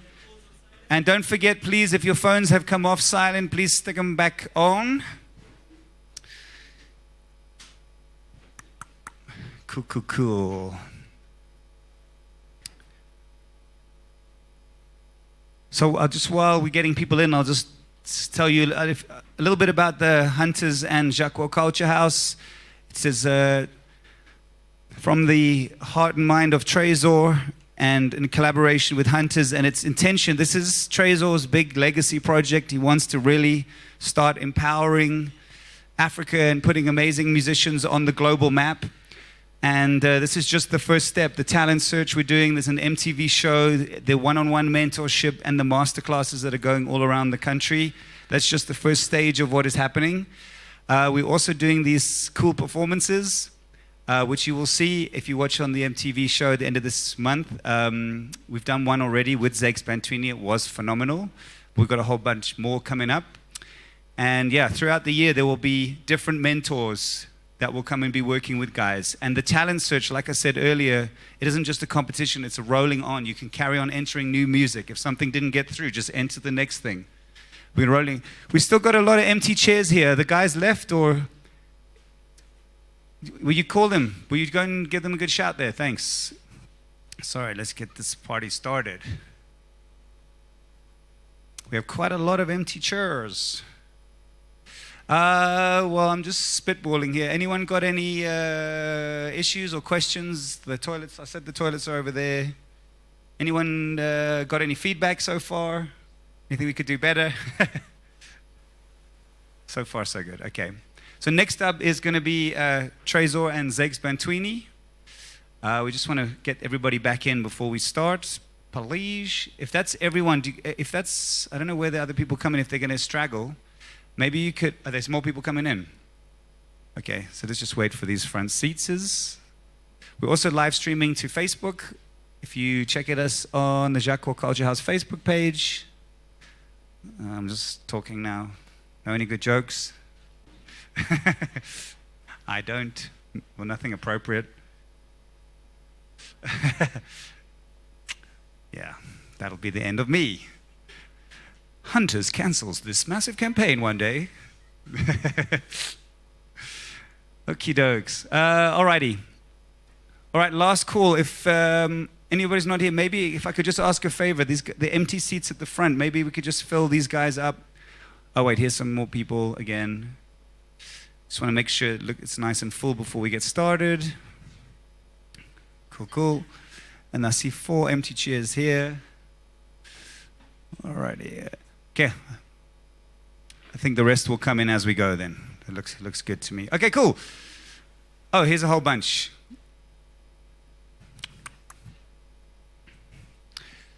Doo-doo-doo.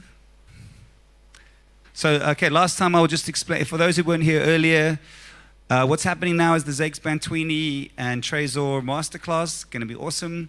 After that, we all move upstairs for lunch, some Hunters, and you'll get to Trezor, Zakes, Rowlin, and Karabo will be up there to mingle, to talk to you, to answer your questions. Don't attack them. Be cool. Be cool.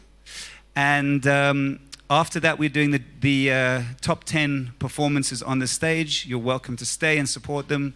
If you want to leave after that, it's totally fine. But the top 10 finalists from the Jacquel Culture House and Hunters Talent Search will be performing to Zakes and to Trezor, and they'll be picking one person each to go forward with one-on-one mentorship. Okay, I think we're good. Hey, enough of my babbling nonsense. Where's the big guy? Where is he? There he is. Ladies and gentlemen, let's bring Trezor back on and he can bring on the next thing.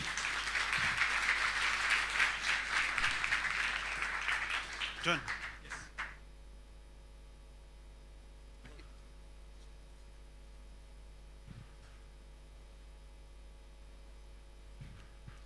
Hey guys, how you doing? How you doing again? Great to be here again. Excited to be chatting to my brother here, Zakes. Please put your hand together for him. Hey guys. You're looking fly, boy. Thank you. I know. Man, it's really, it's such an honor to have you here today, because we go way, way back. I'll give you guys a very quick story.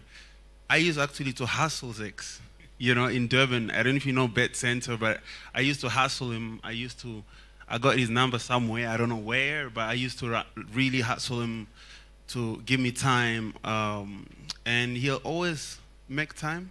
He was at the heart of his career like he is now at that time. I think it was possibly around 2010, 2019? 2011, yeah. Yeah, and he always come out and give advice, so it's really a great time to always, I think, link up like this and be able to share the knowledge. And here we'll be talking about the art of songwriting. And you were nobody then. Say that as well. Yeah? Say that you were nobody. You omitted that. You're like, I used to hustle Zakes. When I was nobody, say it. Yes, correct. I'm waiting. Are you still starting my career, I was say I was nobody. Yeah, I was pretty much a nobody. And, the brother used to come out, and it was always an honor.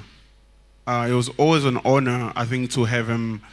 And I'm really just grateful to have him here today, grateful to be able to share the knowledge, grateful to be able to give a bit of guidance on things that we really treasure the most, the music, most importantly, songwriting. As I said earlier, I'm a very passionate songwriter, and I do believe songwriting is at the core of any artist's career. Like, we wouldn't have the greatest, be it Beyonce, be it Brahil, be it Miriam Makeba, be it Fela Kuti, without really great songs. And for me, that really should always be the genesis and the start of any artist's great career.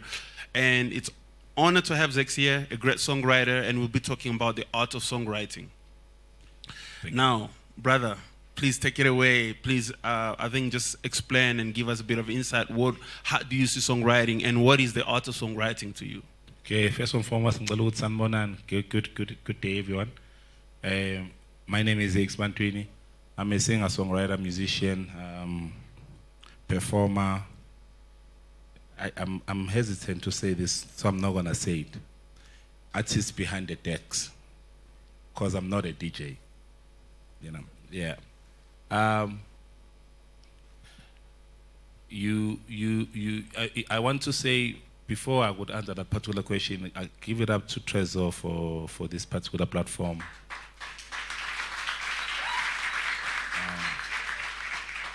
I so wish that, Trezor, you were there while I was still hustling myself, because this particular platforms never used to happen back in the days, where you are able to sit down and just listen to people who have traveled the road and they're telling you what to do. We never really used to have that. So shout out to you and Hunter's team for putting this together, and all the team, everybody involved. You asked me about songwriting. What is it that you want me to type in on? Correct. I think songwriting is an art, on its own right.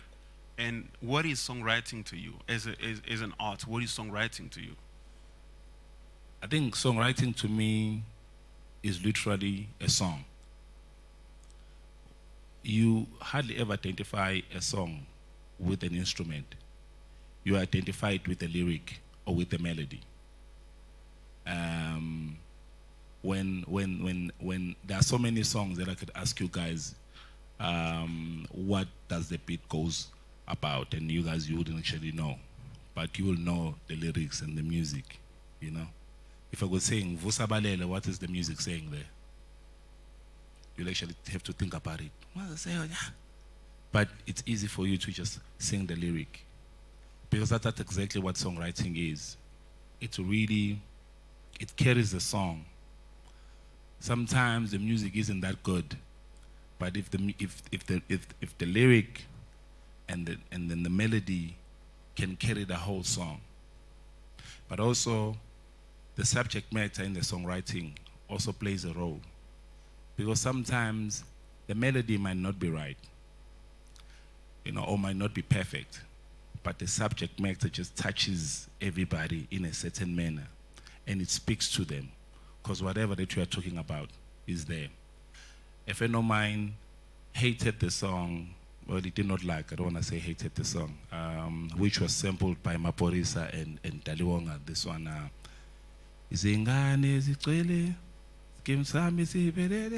The original house song, he didn't like it. But the one which was sampled with the right lyrics and he could relate. He say, Alexandra, the melody is the same, but the lyric, the subject matter just changed it. It spoke to him, and that is his favorite song. But you flip it, you play the house music of the version, whatever, that one, he like, man, come on, now Zakes with the house music, yeah, come on, we want this one. You know what I mean? So I'm just trying to tell you that the power of also a subject matter and the songwriting. So the melody and the subject matter, it's just one of the most important things in the music. So that's where your art is. It starts there for me. And everything else you can live without. But you just cannot live with a good melody and a good subject matter. That's amazing. I'm just going to add there, like, I enjoy songwriting so much. I feel like it's a tool that you get to really connect to for millions of hearts, like literally, of course, with the right lyrics and right melody. So at least I can be able to let you in how I see songwriting. So for me, the most powerful part of songwriting is melody. Because as you can see, Zakes is here. Most of you know his massive song with Summer.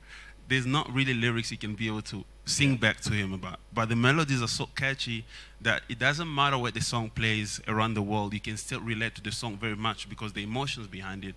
But the key element being the melodies. And for me, there's an art to that. An art meaning you intentionally get to design sounds and melodies, of course, from a very genuine place as a songwriter, to be able to reach different people. And it's a process that I enjoy very much, and sometimes I think as a songwriter it can take a bit of time for you to be able to find your voice in that, and I think it's also a beautiful process. And I do believe also songwriting, it's an art that requires a lot of patience, like I think one of my greatest talents is that I can sit in one place for like 7 days straight, working on one idea, and sometimes the idea will come out great, sometimes it won't come out great, but I still enjoy the process because I believe it's very important.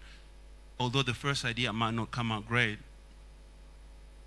that time that I spent, working on ideas, still that stretched me out as a songwriter. It stretches my mind, it stretches my pen, it stretches how I think as a songwriter, how I play with words and stuff. So for me, it's really a great art of patience, putting a lot of time and really learning how to design melodies. Now,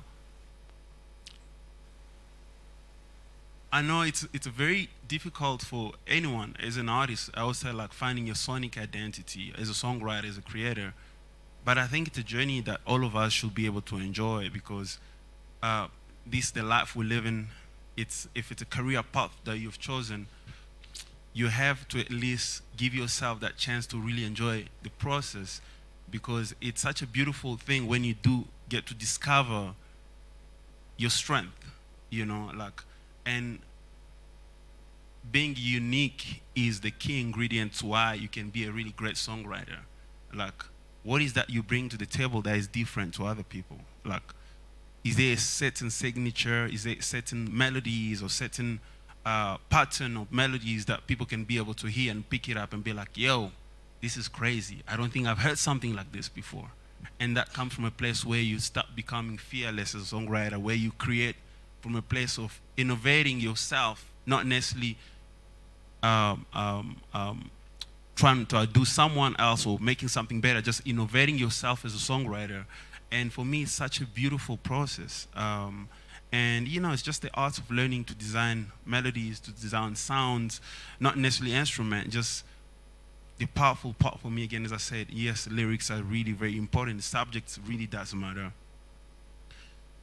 But people always catch us up on melody. Like a lot of African music is doing so well from Nigeria, from South Africa, from Congo, globally. People in Japan, they don't really understand what we sing about. People in Romania, people in whatever, they don't understand, but they're catching up to the melodies and the vibe. And that, for me, I think is something very important. We have to be very much honest with ourselves and really focusing on when you're trying to really unlock your highest level of songwriting. And I think the next thing for me is like, how do you, Zakes, how do you define a great song? How do you find, what do you think is a great song and for an artist's career? Because all of us, there's always a turning point as an artist where, I think for me it was gradual, right? But there's always a turning point where there's a song that actually opened people's eyes and ears to you, and people start becoming attracted to what you're doing, right? And for me, a lot of the time, they call it a breakout song. Could be a song that can define your whole career, or could be a song that can spark great things for you, right? Yeah. So, what do you think is a great song? And there's different ways of putting it together, but how do you define a great song and how impactful it is for a young artist? Yeah, no, it's a very difficult question to answer, and each and every one of you here sitting here, you would have a different answer to this question. But here's how I define a great song. It always has to feel great whenever I listen to it. After 5 years, after 2 years, after 3 months, it's just gonna have to feel great. The way I need to connect with that song, it's the way I connected with it the first time I heard it. That's how I define a great song. Sometimes it's not even in a song, sometimes it's even in the body of work. One of the greatest album ever is Miseducation of Lauryn Hill. You know? Wave. Yeah, I go to that album, I listen to it, I still feel the same way. There are things that I still listen to there. I'm like, yo, I want to check this thing out, or I want to redo this again. If I could sample this, I sometimes just listen to it just for inspiration. You know, I don't know how many times I've listened to it. I've listened to it when I was studying music. I've listened to it when I graduated from music. I've listened to it when I was single. I'm still listening to it now. I've got kids. I'm married. I'm still listening to the very same album. And I think the defining moment, you can just tell the architecture of that album, and each and every instrument or lyric or a melody that was written there, it was thought of. Lauryn Hill there was designing melodies. She designed how she wanted to sound and how people need to see her, how they should know her, and how she sounds. She defined. Because anybody that wants to sound like Lauryn Hill, when you make a reference to that album or to those particular songs, and be like, yeah, you sound like Lauryn Hill, you will sing a song from that particular album. And so that's just how I would say I define a great song or a great album. It's just gonna have to be, I don't have to fall in love with it today, and then 3 months later, I'm asking myself, really, and I cannot find that mojo anymore. That mojo just has to be there. And also, you know, like any other thing, songwriting, it is a sport. And songwriters are not frontline artists. It's not Trezor, it's not Zakes. Songwriter is Jacquel. Because Zakes is not a songwriter. Jacquel, because when you go to my publishing, Jacquel. So when I'm here, I'm talking to you as Jacquel. Songwriters, you keep writing, so it's a sport. Trezor now is a privileged songwriter. He says, I don't mind sitting in the studio for 7 days. I don't think that you guys have time to sit in one place for 7 days. who's gonna pay for the bills? You know what I mean? But songwriting is when you just train yourself to write music anywhere you go, everywhere, in a taxi, in a bathroom, in a bedroom, anywhere. You just keep on writing melodies, writing beautiful melodies. You are going to be a different songwriter. You'll never be the same songwriter as you were 5 years ago. If you start writing today, you keep writing every week. You keep writing a song. You know, just like every week, I just want to write a verse. I just want to write a verse or a chorus. You know, record it on your phone, put it there. Verse, chorus, put it there. You'll never know. One day when you're writing a song, you might get stuck.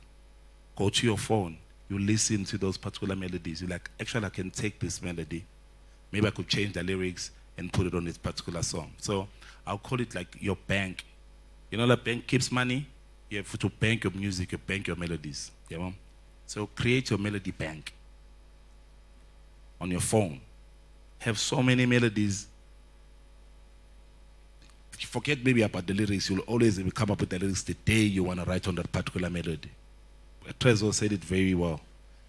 Melody is the music. What you want to call me, what is the music is the melody. Guys at SAMRO, they tell you even the beat. You know the beat? They don't register the beat. So you can do drums in my song and be like, okay, thank you very much.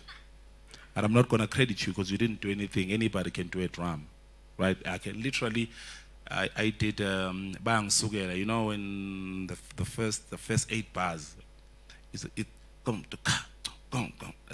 That rhythm section. I don't know how many times it was sampled, maybe 3 or 4 songs. Actually, there was a song which was so popular, they sampled that drum. But I couldn't do anything because they sampled not the music. So it starts and it ends with the melody. It's the melody, guys, that defines the music. Hey, buddy, da da da. Because it's you, hey, buddy. I'm thinking da da da da da da da da. That's the melody. You know. Then the lyric says, I'm like, I'm connecting even more. Because now it says, see, oh, I'm still young, I'm connecting with more. But what really comes first is the melody.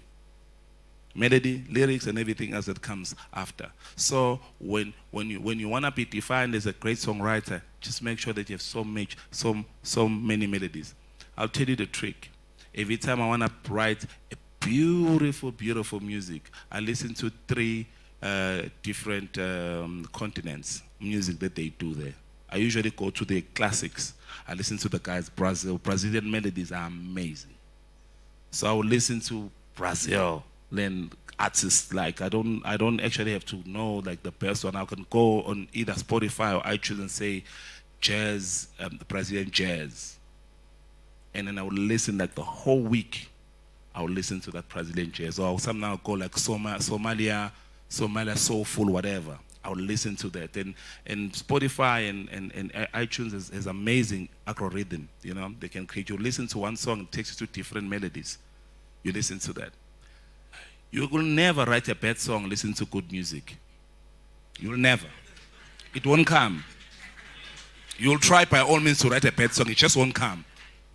Your mind is created your mind has been listening to so many beautiful melodies and music. When you start writing, your subconscious mind will give you that, will give you beautiful melodies, because that's what you feed your mind. You are what you listen to. You are definitely what you listen to. When you listen to bad music, you're definitely going to produce bad songs. It's going to happen. So when someone listens to bad, like send me the premium, like who do you listen to? Most of the time they will tell me, oh, this art, okay. Then I understand where is your journey, because you cannot say to me, this is the artist that I'm listening to. I'm like, who's your favorite artist? And then you tell me about someone. I'm like, okay, so this is where we're going. There's no future here. You know. So just make sure that you feed your subconscious mind with beautiful melodies. From today onwards, never listen to a bad song. Chance. Don't give it a chance, because once you give it a chance, someone is going to come and say, oh, you said it's a bad song, but look at it. It has 1 million streams. So that's how you don't have to give it a chance. so that it doesn't even have streams. Yeah.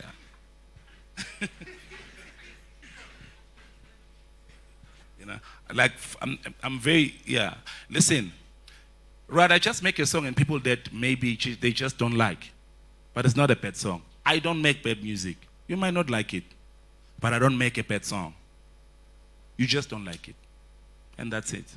Just at least try and do that. Make sure until you die, you don't make a bad song. But what is going to avoid you doing that is to listen to good music. If you want to be a songwriter, listen to other songwriters, listen to music, listen to different type of music, listen to melodies. If you want to be a rapper, listen to rappers. And you want to be a rapper, listen to rappers. Because if you want to be a rapper and then you listen to a lot of melodies, then you want to start singing. And it's like, what happened now to you rapping? Because that's what influences you. So listen to what you want to do. What you want to do, listen to it. But once you know, once you get all the what creates that particular genre, now you understand it. Like I hardly ever listen to house music now. I make it. So there's something that I need to bring to house music. So I make that. So most of the time my playlist around jazz. I listen to a lot of jazz. I'm sure maybe you guys can pick it up from my melodies. I listen to jazz, and I listen to bossa nova, you know, and then I listen to a lot of Fela Kuti. That's like my playlist all the time. You know, Fela is always on my playlist. So I'll have like even when I feel like listen to, maybe I'll feel like, okay, today I feel like listen to hip hop, and then right at the end, Fela. So I would know if the playlist is at the end. Once I hear fa-da-da, the Fela, okay, that's okay. This is my last song on this playlist, because everything starts and ends with Fela for me, because it's my muse. I love him, you know. But also you guys have to find someone that inspires you in the music, and also it's the songwriting. Like I said before, I'm saying it again. Guys who want to participate in a marathon, the one from from Durban to Pietermaritzburg, a Comrade Marathon, they start training 2 years to get to that particular level. You want to write a great song, start now. Keep joking. It's like you are banking. You write a wrong melody, just keep doing it. Listen, keep doing it. In 2 to 3 years, believe you me, you'll have people calling you. There are people like Trezor and myself, I know, because we always talk about songwriters. We're always looking for songwriters, not artists, because there are so many of them. There are so many artists, but we are really in need for really dope songwriters, because we've got so much music that still need people who can write on. But people come out to us and be like, yeah, no, I'm a musician. I have so many musicians.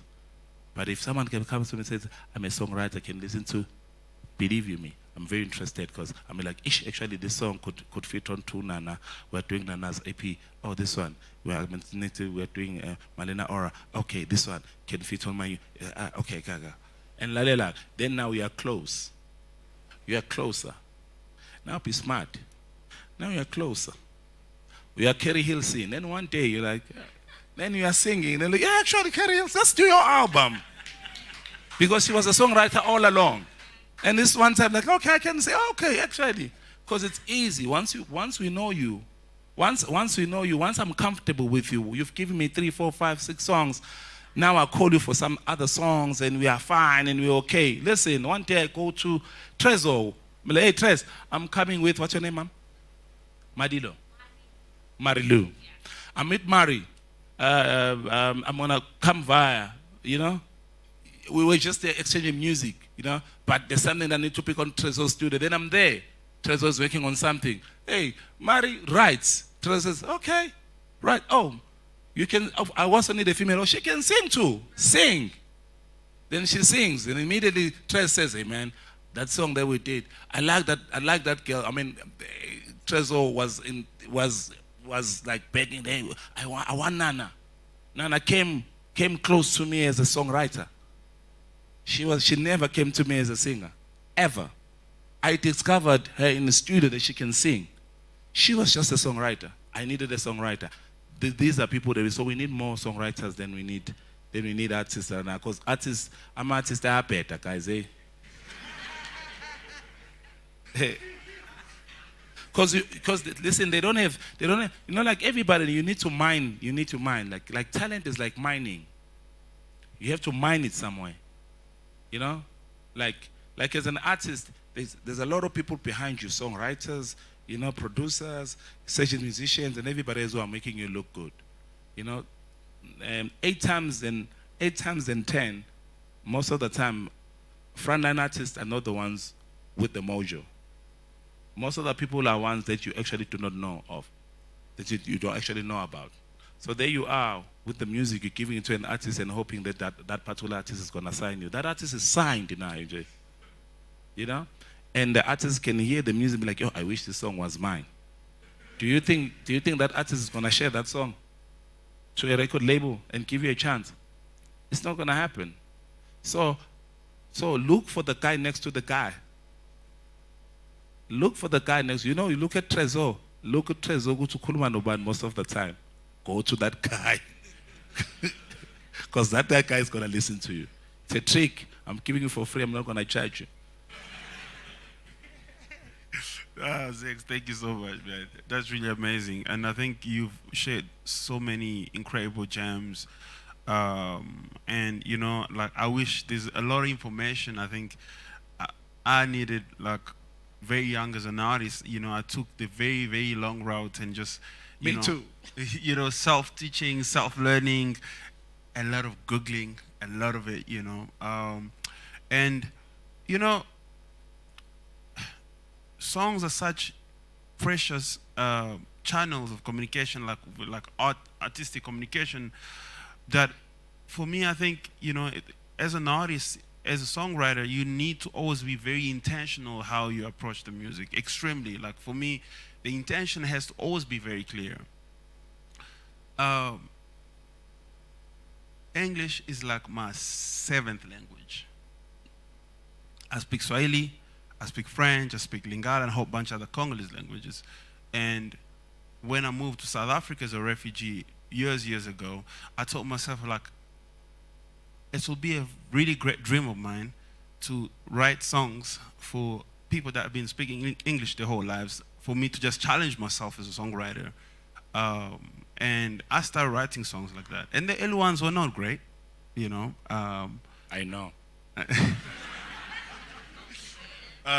They're not great, but that really set a great foundation for me, you know. I got to learn and polish, and I enjoy that. Like, you know, the way I view life, for me, it's like, I don't see impossible, man. And that for me is always the way I do believe we should all see life. But I also want to say this thing, Trezor. You actually looked at yourself more as a songwriter than an artist. Correct. Because even when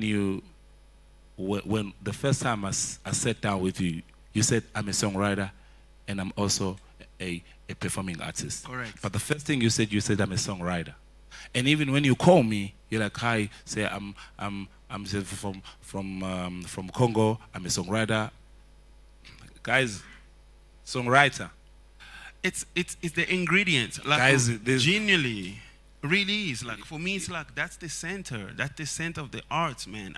The reason I'm sharing this, because I've traveled this journey and I'm in the middle of you know, this incredible, like, sonic African revolution that, you know. And when you travel and you're in different part of the world, be it London or New York, LA, and you're sitting in rooms of people you could never imagine to be with, it's just really mind-blowing, because nothing got me there other than songs. You know what I mean? It's songs that got me in those rooms, you know. So, and, you know, the journey for me has been very intentional, and I'm speaking about what I think is a great song. Intentions have been very, very important, because I committed and told myself, like, does not matter how long it takes, I want to learn to write great songs. So I started slowly. You know, if you're from Durban, you'll know Albert Park in St. George, like very down part of town. You know, I'll do my car guarding shift and my security guard shift, and I'll go back in 6 a.m. and start writing. And I write and I write and I write and I write, you know, and I had this little small blue book, and I write songs, you know, like, I get myself an aim to write at least 3-4 songs a week. And a lot of the time, again, as I say, like I start this habit where I don't stop writing a song until I finish it. Doesn't matter how bad it is. I don't care. I have to finish it. So you'll never find me with an unfinished song ever. Like I write naturally. Between November last year and now, which is like 6 months, I've probably written like songs that could form 5 albums because I just write. You know, I write and it keeps me sane, it helps me. And that for me, it just, like Zakes said, it's a sport, you know, that I've been practicing for years, like over a decade, and I've been writing. And the reason I'm sharing this is that the music will always find a way. You know, and again, it started with a great song. The music always find a way. Like, way for anything, man. Like, I'm speaking and I'm being very genuinely open. You know, there are so many millions of songwriters around the world. I want to say, money will always find your way. Yes. Money, because I know this guy want money. Money. Of course. Always find, yeah. I know, of course. But money comes with the music, you know. Like, I mean, I was just saying, you mentioned that as well, so that there's interest. Of course. So, I mean, I did a lot of bunch of odd jobs in between, you know, anything you can think of. I was a gardener, security guard, car guard, all those things. And I took all that money. I used to earn $2.5 grand, took all that money. It always, 90% of it will end up like me in studio hustling my way around or buying a $300 guitar, whatever, you know. And the reason I'm sharing this is because over time, I was very subconsciously developing, like, you know, and sharpening my tool and my pen because of certain habits I took, you know, like early in my career, you know, writing and really over time. And the reason I mentioned the language earlier, I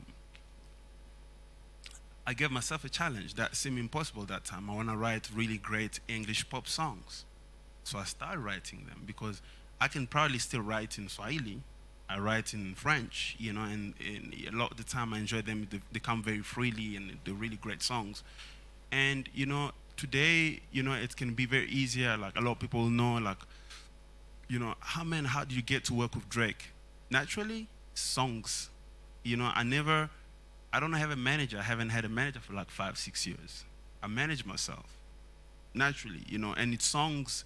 Songs get to do that for you, man. Songs get to take you to places that you like. You can look cool, you can have the best fashion, you can be the coolest musician, whatever. But man, look after the music to look after you. Like most importantly, like look after the music.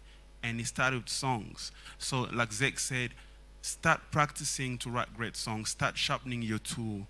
And sometimes it's not overnight, sometimes it takes a lot of time, but be intentional on how and where you want to go. Melodies, guys. Yeah.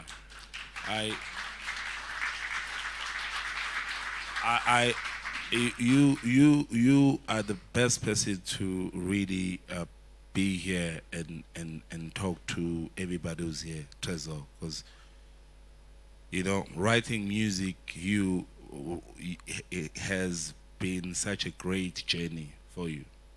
You know, you've done so many great things with just writing songs, and those people hit you up as a songwriter, not as an artist.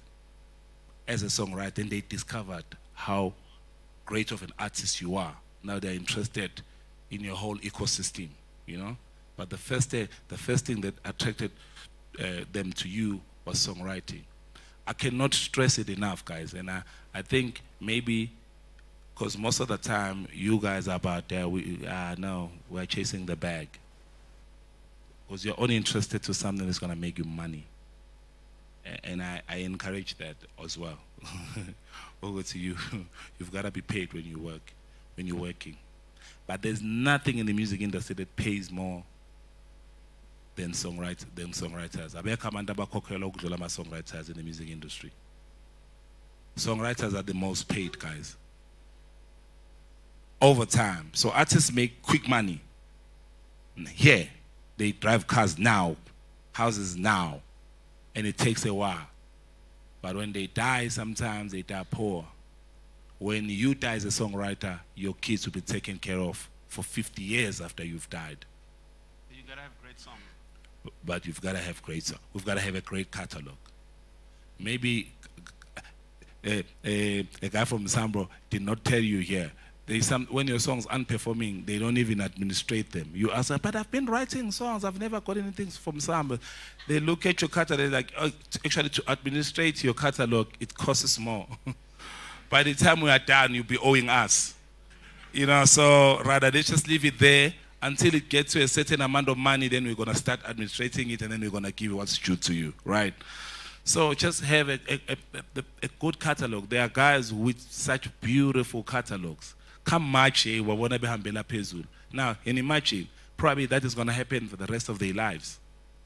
And when they die, it's still going to happen. You touch the weekend special, everybody wrote weekend special. You touch it, they there. You do something, hey, they there. But hey, they there. You know, without doing anything, they just there to take what theirs. Then they can tell you, oh, if you felt like you didn't need this song, it's okay. So take our melody out of this particular song and see what it's going to sound like. Or if you think that you're great, or you're better, then make your own original music. Don't touch it. So sometimes you can just sample like a 4-bar. And then owner of that part, or that publisher can take the whole publishing of that song. Like now, the publishing belongs to us, 100%, because that 4-part defines the whole song. You know what I mean? So I cannot stress it enough, guys. If you really want to perhaps make money in the music industry, start really thinking about being a songwriter. I think Trezor has made more money being a songwriter than being a frontline artist. I think that too. I think I've done that too as well. You know, I've made so much money as a songwriter than as an artist. So that's why we were able, even some of us were even able to survive during hard times and lockdowns, because our catalog could be able to sustain us. You know, because the music was still being played. Yes, you guys, everybody was locked down, but the music, the radio was playing, so at least, you know what I mean? So, yeah, I mean, it's the best, it's a sweet spot of this music industry, songwriting.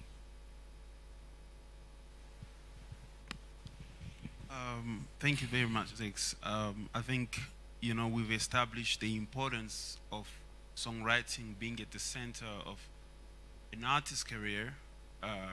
Often, of course, here they're not really a very strong, powerful songwriting agenda. I think, you know, here, like, there are very few people that have been professional songwriters, you know, successfully. I think it's not like a massive community, like on the continent, in fact. And I think personally, I'm on a mission to change that. You know, like, I think songwriting is essence and key. And also, like, how does an artist or songwriter evolve with the work, you know? So the only constant thing for anybody is growth, right? So you've had your first hit, you've had your first break, and how do you expand on that? And for me, again, I spoke before, that's when the boldness comes in. Like, as a creative, man, we have the utmost freedom, you know, to shape the narrative however you want it to be shaped, you know. Like, I always, you know, look at music, I'm like, oh man, how do we shape the need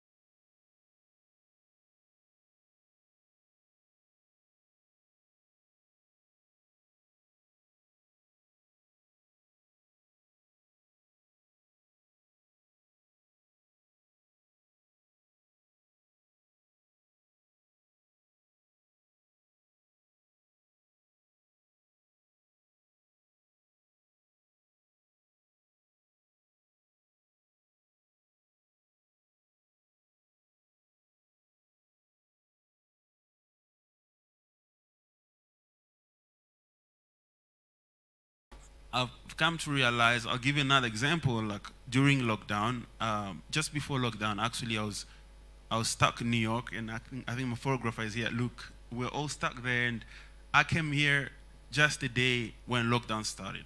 And I was so mad because I was going to do some really exciting recordings for really exciting producers in LA, and I was exciting. I've saved at that time, saved a bit of money, and I'm wanting to do this cool thing, and I came back, and I was not really like feeling great about it. And I did this small campaign with, the great late Rick and Maporisa, and then it sparked something. Maporisa heard what I was doing. He's like, "Oh man, this is crazy. Have you done my piano before?" At that time, I really loved the drums because I love drums so much. I know, Zakes, they don't mean much, but I really love drums, I play drums. No, they mean a lot. I'm just saying they don't mean much in terms of like. Yeah, bank account. My first instrument is a drum kit. If you hear my music, actually most of the time I play all the drums, and I love drums. And then I just for me it's always like announces that like the mood of the music.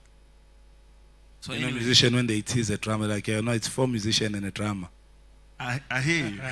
So, but 2 years prior that I was in Zambia with my Porisa, and before like my piano had this massive blow up, we were traveling to a festival, and it was like an hour and a half away from Lusaka, the capital, and he played me all these songs that eventually became this massive song from Scorpion King's first project. And I was just amazed at how this sound suddenly has like these voices and the structures, like, yo, this is sounding crazy. It was new, different, but I'm always excited to hear anything that is new and exciting and different. So when he hit me, I was like, yo man, I think let's do a project to Scorpion Kings. Let's make it different. I was like, yeah, I haven't been in that territory. It's new to me, but I'll try it. So I went and tried it. We wrote this album literally within 2 months during lockdown, and that album changed my life in a sense where people, like within a week, I was getting deals and people reaching out from around the world, just pure from boldness. I took a risk. I wrote a whole song in foreign languages, Swahili, French, and we just approached the album differently. And for me, again, as I said, the bold ones get rewarded the most all the time. So please be free, like enjoy. I know it's always I think a lot of creatives, you always trying to create with financial gain on top of mind, and I don't want to speak from a place thing, like Zakes said, I'm a privileged songwriter. Actually, I look at love differently, man. Like, it's cool to make money, it's amazing, it's good to make all that business, but I create from a very pure place. I don't create from pressure, financial whatever gains whatsoever. Ever. I've never done that, and I don't ever want to be able to do that because I live through music and I enjoy what I do genuinely, and it's my purpose. So I carry it that way. It's not tainted by any financial pressure. If you see, I do my music exactly how I see it in my head, not exactly how I think people should see it or people should look at me. And if you always create from a genuine place, from a bold place, man, you're gonna be rewarded. And for me, that's something I encourage to a lot of creators, man. Create from a genuine place. Don't be fearless, man. Be fearless with music. Like, enjoy. Sometimes it works. Sometimes you unlock something. Sometimes it takes a long time to unlock, and that's the beautiful part. There's a lot of struggles, and it's like, yeah, but you can say like, stay pushing because you're cool. You're living your life. You're fine. But I'm like, yo, I've been writing songs for 15 years, man. 15 years. You're still learning. You're still learning. You're still learning. And that for me, man, just enjoy the journey. It's an epic one. Enjoy every single moment. Again, as I said, like, don't forget to be bold with your craft. For me, that's where the magic lies. Yeah, staying relevant is with your craft is very challenging. It actually reminds me of my last album, Ghetto King. When I was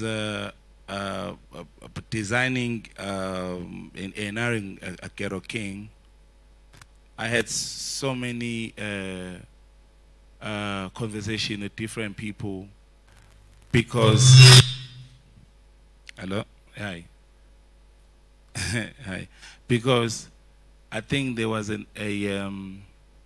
was a thinking that perhaps there has to be something which was actually expected, a piano song on the album, and there was none, you know? And it's exactly the bold step that Trezor is talking about. Because music can get to a point where a lot of people get into it because it's a wave. But believe you me, by the time that particular wave goes down, all those who jump on that wave, you will not be talking about them. It's only those who were there for that music or for that genre or for whatever that are still going to survive. Because they know why they're there. They started it, they know the passion, they know how to reinvent themselves within that particular sound, you know? And I know dance music. I love every song. I mean, I'm also on my piano. I have a song with DJ Somebody, and I have another song with Amos, you know. So I have songs which I love. When they sent them to me, they're like, they needed a feature. I loved them, and then I jumped on them, you know. But I knew that there were no more songs. There were their songs I featuring me. But it cannot be a song coming out like that. It's not that one day I will not have a song, a piano song coming out, but the day when it comes and I feel like this is really a representation of me, I'll put up a song like that. It could be in a gospel song, in any other genre, but I'll never succumb to pressure where, because this thing is happening now, I want to go in there and do that. I can tell you now, Osama has been, okay, with so many things. What it's done is, for the first time in South Africa, it did 13 weeks as #1 in all radio stations, right? Which is a record in South Africa. But I can tell you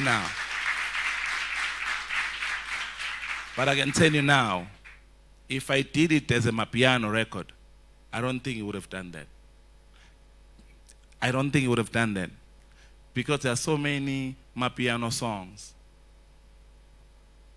So one had to be bold. Because someone would ask, and I got this question, except from you, Trez. You actually saw Trez had the song, was like, I need to be on this record. But you never did, man. You know, someone even said, but bro, who's gonna play this song? Like who? Because on radio, everybody now on radio is playing, and everybody, like when you go to the parties, everybody's playing. And the answer was just simple. Guys, you forgot this thing is about music. And we are musicians. We have to tell people what they should listen to. People shouldn't tell us what they want to listen to. And what it's like going to the doctor and say, I'm sick, but give me Panados, and then maybe give me 2 Disprin, and then give me that, and then I'm gonna be okay. It's like you saying that. Or it's like you coming to a doctor and the doctor says you need this. It's like, doctor, I've been having Panados and all, I want something else. We are musicians, right? So why are we being told? Like someone will tell you, no, but this is what people want. You should do what people want. Like, yeah, I understand. I have to accommodate people what they like. I have to accommodate what they like. I don't have to do what they like. I have to accommodate it. But I always have to tell people where we should go. Where can we take this? Where we can whatever, you know? And once you do that and it happens, and it pops, believe you me, people wait for you now. They're like, okay, we're waiting. What are you gonna do next? It's still pressure, but you're in a sweet spot. Because you know people are waiting for what you're gonna offer next. How amazing. So now, whoever that is following you now, they're gonna start after you. Oh, now there's an Osama. Then there's gonna be so many Osamas. But they're gonna wait for you now, what are you gonna do next? Because they can't think. Okay, where are we taking this? Zakes, when is this releasing? Okay, let's wait. Because they can't take it there, because they're not bold enough to take it anywhere else. You can take it somewhere else. It's challenging, but it's in that particular sweet spot. You are always in that particular sweet spot. And that's why reinvention is. It's such a scary process. And believe you me, when you reinvent, most of the people who are so dangerous when you reinvent are your close people who love you. Those who love you are the most that you have to really, really, really try not to listen to a lot. Because they love you. They don't want you to lose you. They don't want you to take these uncalculated risks. You know, I remember speaking to my best friend, Lindani, one of my best friends, Lindani. I'm like, yo, bro, you know now, I want to perform dance music differently. I want to go behind the decks now. But he says, now DJ, I'm like, no, I'm not a DJ. I'm an artist who's performing behind the decks. I don't know what you call that. If they call it a DJ, then it's okay.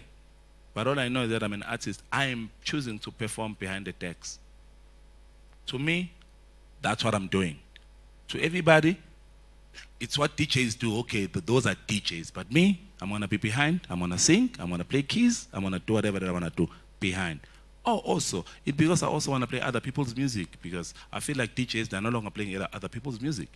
So they're only playing their music. Like DJs play all their music, you know, or people that they're aligned to. So I was like, no, I want to do this. He was so worried, eh? He was so worried.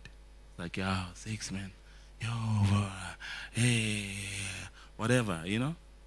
And I chose not to listen to him. I had these blessings, but I was scared. Together, my wife was also scared, terrified. Like, Zakes. And the question was simple, and the answer: if DJs are able to do it, why can't we do it? Tira performs now. DJ Bongs performed. Theo did that. So it's okay for DJs to leave the decks and go to front of the stage and their performance will be cool. But as artists, we are not supposed to go. The fact that it has never been done, it doesn't mean that it cannot be done. I will do it. But understand, Ige, it could have been worse. It could have been, Bezamu Zenza. Oh, Sefuna. Yay! It could have been, it couldn't went sideways. It could have not hit the spot. But there was no way it couldn't hit the spot, because it was authentic. If it came from following someone or following some things, it would have missed it. But because it came originally from that, and then you back it out now by what? By being original and writing right songs and right music and getting any. And one powerful thing also that I want to encourage is collaborations. Just me, I'm a product of collaboration. My album is full of young artists and young songwriters and talent. You know, I'm just a guy like, oh, Zakes, untwempu, ngintwempu nabantu abaningi. Abangenza ngibe ntwempu. Uyabona? Uyabona? So that power of collaboration is just it's amazing, because when you do these things, like it's such an amazing thing. Like I'll tell you just one or two stories. Like when I was working on Osama, so I got Osama as a beat, and then I asked for stems from Kasango. So he sends the stems, and then I listen. I'm like, okay, let's just change the head. Let's just add this thing. I'm doing that. First and foremost, like my next album, I want to do it on Fruity Loops. My career, I've done all my album. I did El Vovo's album on Cubase, and my albums were on Logic. So I'm a Logic guy. Like I've been a Logic guy, but I was like, okay, cool. I'm going to this new sound. I want to do a new program altogether. I do not know Fruity Loops, which therefore means it calls me to sit down with someone who's younger than me and learn from him. So in the studio, I always had a young guy next to me, learning. Hey, Sifuna learn. How? Oh, can you take this thing? How you do it? Can you do it again? Ish, okay, yeah. Ish, ayona, fine. Yeah, ayona. You know. Can you call it something else? I put that thing. Then I was there. We did that with kind of so we then make the music, we're done with the music. Listen to them, you're like, now it sounds exactly how I want this thing. Now I need to write this thing. Nana, come. So I wrote with Nana. I made the instrument with kind of so.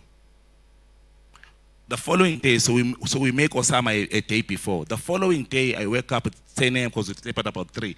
10 a.m. I wake up, I get into the studio, kind of so working on Imali. I don't know what's Imali. I'm like, yo, it needs someone who's gonna sing the song like this. Then I sing. When I sing the song, when it's done, and I go take a shower, I come back, Kay says, I want it like this, Razo. Let's just finish it exactly like it's you now. Okay, cool. Nana, come. We finish the song. Power of collaboration. Because that's what this thing is about. Music, power, call this, call that, call that one, that. Put it together, put this, put it out. But at the end of the day, credit people again. When I started it, it's our mean. Yeah. Credit, because I think that's where the issue comes. Also, don't be selfish. Because now, 50%. So sorry about that. Oh man, thank you so much, my brother. No, thank you so much. It's such an honor to have you today and sharing your knowledge with us. And I'm just grateful for the time and also the incredible journey you've traveled. I think, he just got his first ever 7 SAMRO nominations after 16 years in the game.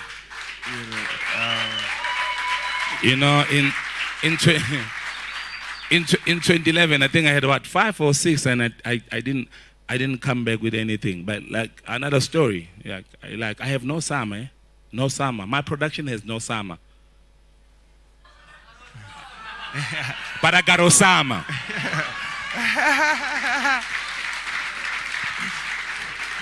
And it just shows also the power of perseverance, man. He's been making music and music for years and years, and in time, you eventually get to have your time. So, again, thank you so much for having us here today. Thank you for coming through. It's great to have our people from Hunters and X Jacquel Culture House here, and we'll be moving into a Q&A. Anybody for a Q&A? Oh, yeah. Yeah. Okay. Yeah, so we'll be opening up the floor for Q&A, and I have a brother here, John.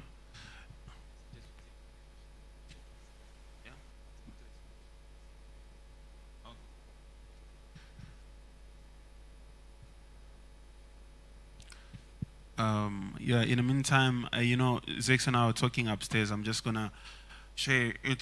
I don't know if the guys from Hunters are here, but during lockdown, we did not, musicians, and I don't know if you guys worked, was it lockdown sessions?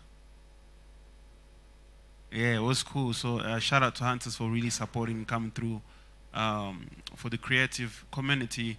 It's also great having them on this project that hold very dear to my heart. The Culture House is about empowering young musician creatives and really with great information and really opening up great opportunities and just being able to bring people in the same room with people that they wouldn't really necessarily bump into on a normal day. And at least today you get really great information on publishing from the director of SONY, from Karabo, Songwriting, from Zakes and myself. And that's really what the aim is about. It's just really to share as much knowledge as possible. Yeah. Hello. My name is Zamam Kabela. I'm from the Val. So actually,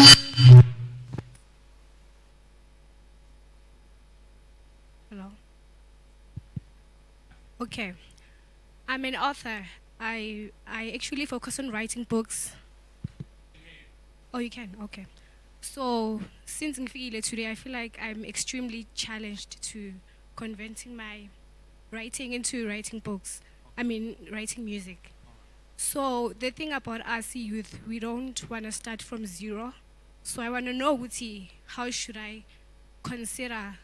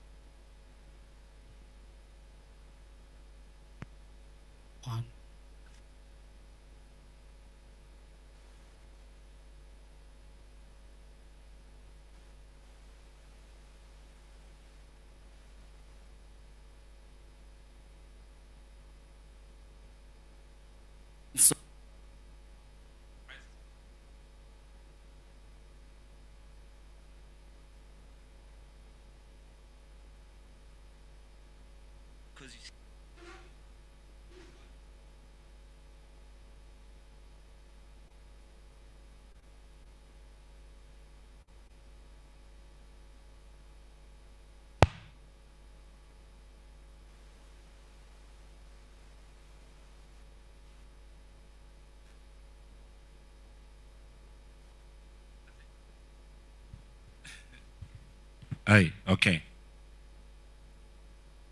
You know, there's really no policies or the way we should start to be a songwriter. That's why someone can just wake up tomorrow and be a musician. The barriers of entry are just too low. That you can be a musician tomorrow. It's good and it's bad. But the good thing is that whenever you're already an author, which means you've got words. All you need now is a melody. So, which for many, many years is something that you haven't actually been doing.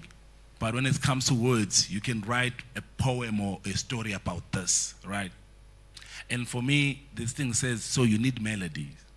So now you need to listen to a lot of music with a lot of melodies. And because your mind now says you want to write music, it will then tell you. You will then somehow see what would work. In the music language, there's something called syllables. Syllables are a certain wording that are able to extract the note, So the melody is da da da da da da. So you can say la la la la la la because it's clear, or you can say whoa whoa whoa whoa whoa, but whoa whoa whoa whoa because you can't actually hear the person says it's whoa whoa whoa whoa whoa whoa. So a la la la la la la, it's clear la. So you're gonna choose a la la la la la la, right? So that is a syllable, right? So it's exactly when it comes to what you write in a melody. There are words that don't fit very well in a melody. So over time, as you practice, then you would know that, okay, maybe I need to put it like this so that my melody fits enough with the words and someone can hear what I'm saying. I need to say this and say it like that and da da da da da. So I think you're already 50% in because you've got words.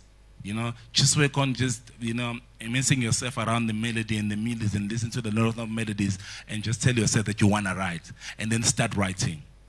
Just start writing. You start writing and then instead of you going to a record company, go to a publishing company, go to Rowlin, go to a publishing company, be like, I'm a songwriter, I want to write music. They have so many artists who are in their roster. Then they'll say, oh, you're writing music. Okay, cool. Give us the music you write. Then they will send us. And say, guys, we've got songs. There's an artist. Here's the song. Then we'll listen. Oh, I like the song. And then they will connect. And sometimes we don't even have to know you. We sing your song. We credit you. You get your money. So your journey is with publishing. So you go to publishing in SAMRO. Artists go to record label. Thank you so much. Yeah, that's really amazing. I think the next question was about songwriting's block, right? Writing block. Right. Like I said earlier, I do believe songs should always come from a very genuine place. Writers or songwriters are like therapists, right? You have to write very genuine. Sometimes it's fun, I mean, as a songwriter, you play with words, you play with melodies, but for me, you need to write from experience, not necessarily could be from fiction, could be from other people's experience, but you need to write something from an authentic place. So for me, if I have to be genuine with you, I've never dealt with songwriting block. And the reason being is that I've prevented it because I live and I'm very attentive and I listen a lot. I watch people and I listen to people's stories. So that's really what inspires me. Like Zed said earlier, I listen to a lot of music. Like when listening to music, not necessarily that I pay attention. There's always music in the background, for atmosphere. Sometimes I don't really listen to the word. It just, I need to be surrounded by music, by great music, And often for me, songs are inspired by stories I've heard, watching human beings, people's interactions, people's stories, people love stories, what's hurt them, what makes them happy, how people respond to grief and pain and joy and all those kind of stuff. So for me as a songwriter, you need to be very attentive to your surroundings. You need to listen, you need to watch, it's a beautiful exercise actually, you know, like I'm fascinated by human beings, and that really what fuels my songwriting. I just get to see how we interact as people, you know. And I feel like a lot of great artists, if you see their journey, some of the great albums always come after they go through a conscious journey. So I'll give one of my favorite albums is Graceland by Paul Simon. He is a guy that makes soft rock or country music and doo-wop music in the US that comes to South Africa like at the heart of apartheid, and meeting incredible South African musicians and creating probably one of the most defining pop album of all time. And he was bold enough to come. From the story I heard, he just walked into a record label and the music was playing, demos of Maskandi Batang was playing somewhere, and he's like, yo, where's that music from? And, you know, and that for me shows, again, not just curiosity, but also being just very attentive to your curiosity, and just getting to understand that as a songwriter, your songs are around you. They really are. They're always around you. You know, it's your story. It can be directly linked to you. I think one of my favorite songs from my great friend, Bittenberg, Chelsea Blackmore, he actually writes about the band's member ex-girlfriend. You know, so you can write about anything, man. Like, you can write really about your everyday experience, you know, but just be attentive to your surroundings and surround yourself with really great music. That's for me how I do believe you can deal with just making sure your tap of creativity still stays flowing. On your last question, my brother, I think that's where a creativity has to kick in. You listen to that old music, plus your creativity, it's what will make it fresh. You know? Yeah. Can you take 3 more? Hi, everybody. My name is Gray, all the way from KZN. Gray, but manage your microphone. Okay, sure.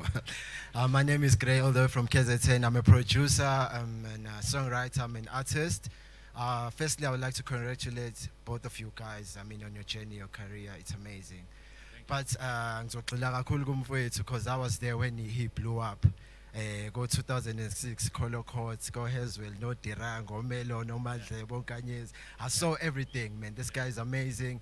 He's been able to adapt and maintain, and he's consistent. This guy is artistic. So, I had these contacts, but along the way. But in Saibambil, I haven't given up. I'm a co-founder of this group, okay?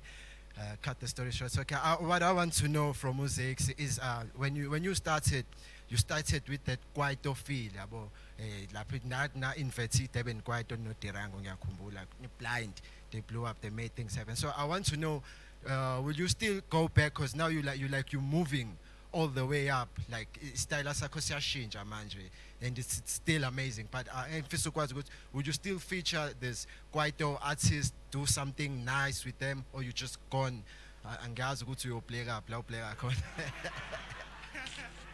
you take another question? Let's take 3 so that we go back to the question. Oh, sorry. Can you have also this side? Nobody's asked in this. See this guy and then we'll go that side. Hello, my name is Special Fem. I've been songwriting for like 5 years. You spoke something about, you know, feeding yourself good music and stuff like that. I think there's a lesson there about like transferability between different music genres. For instance, there's a music genre in Brazil called Palifunk. I think it shares a lot of characteristics with Amapiano. From your guys' own experience in the commercial space, which genres do you know share a lot of characteristics with maybe unknown subgenres that you could probably give us examples of?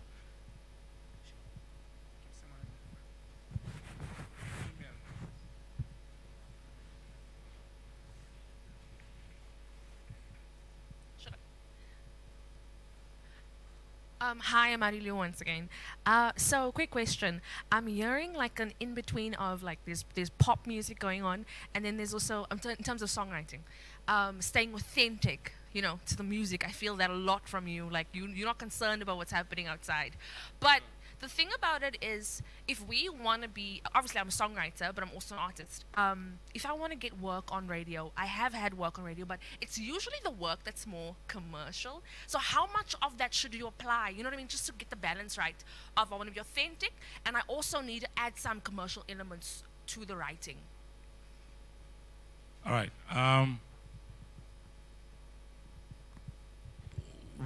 You, in the music industry, will never say never.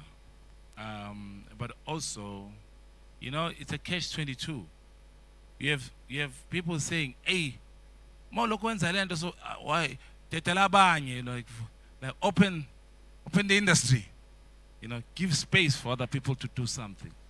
You know, and I think, for me, when we did Kwaito at that time, it was needed because it's the same thing. I felt like Kwaito music is Kwaito.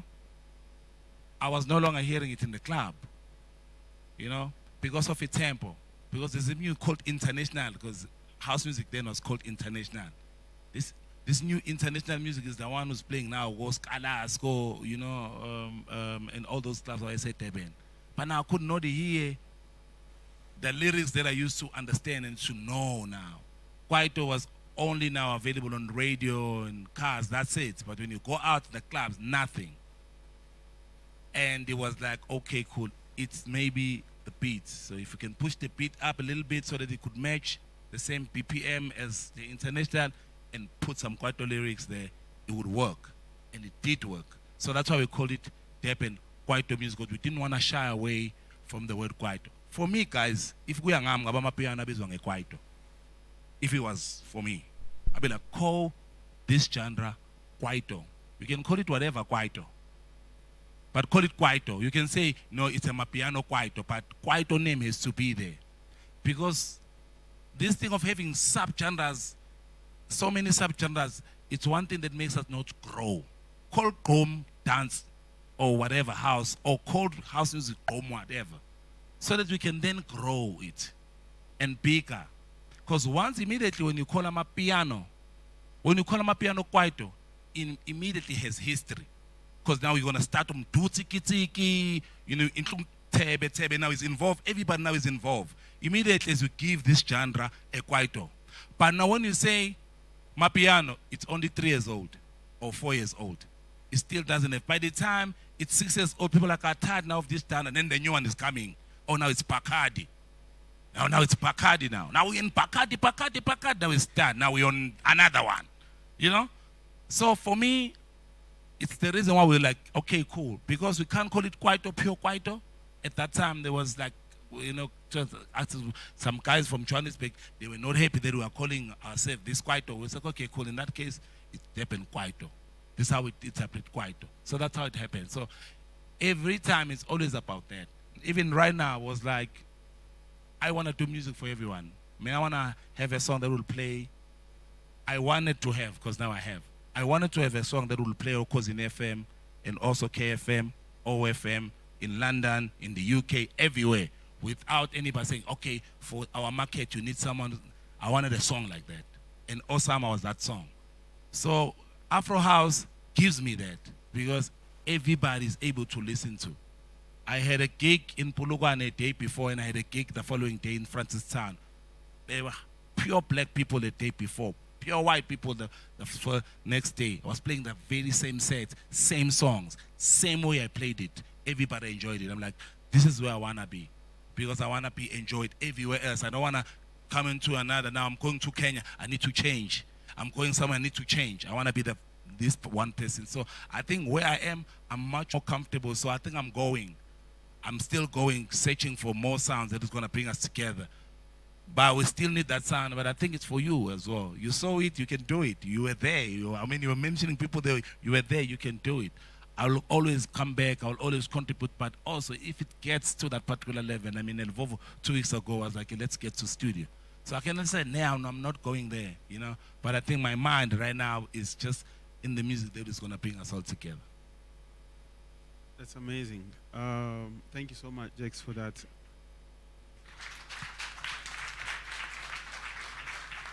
I think there've been two other questions that will answer quickly. I think one being about the fusion of sounds, which I think is very exciting. As an artist, I speak from my capacity as an artist, like I get very easily bored. So, and I feel like we have in Africa, we have such a massive sonic landscape. We have so many incredible sounds on the continent. And you must try experiment as many as possible. And actually, I don't think, that's my thing, man. Like, that's what I do. Like, I play around with sounds from all over the world. And I think the other person that I know actually sitting here, Zakes, the other person that will play around with Malian music, and a whole bunch of other sounds. And I'll tell you what that's important. Every time you bring a foreign element into a sound that people are very familiar with, it creates something fresh, something very new, something different, never done before. That's where you get to be a pioneer of sort in something that is fresh, like the first people that did vocals on my piano, or we did like a whole, as I said earlier, a whole album that is in Swahili first time on my piano. And yesterday, Moonchild video called me. She's in Sweden, somewhere in Stockholm. They're playing the songs. I get X, Y, and Z. Like, the music just travels, man. You get to really welcome in different communities, with different language and different sounds. And I think it's actually a way to be able to, like, grow the sound and expand as an artist, That's something I really encourage. Like, yes, you're doing pop music, you're doing a piano, you're doing house, always trying to play and use different sounds. And we see today with a lot of Nigerian artists, be it Burna Boy or Wizkid or Thames or and it's a beautiful thing, it's a beautiful thing when you get to really just embrace different elements, sonic elements from different sounds. I do believe you get to really expand and just create something that is fresh. It's exciting, The curiosity for me is really, I think, the important part. Like, I think again we go back to the boldness. If you see elements from a particular genre that you want to bring in. For a lot of people that probably listen to my stuff from my first album, you'll hear a lot of elements from everywhere. I'm from Congo, but I grew up listening to South African music, grew up listening to South American music, a lot of Maskandi, pop music, punk, jazz. So you'll hear everything there because, like, why not? There are no rules. I do it however I see fit. And then I'm gonna jump into her question, and Zakes, please feel free to jump in. Here's something that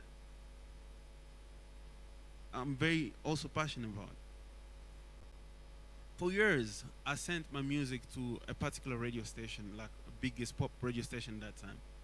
They couldn't really play my music because they said they could not understand what I was saying. Because, again, as I said, I just taught myself how to write, and,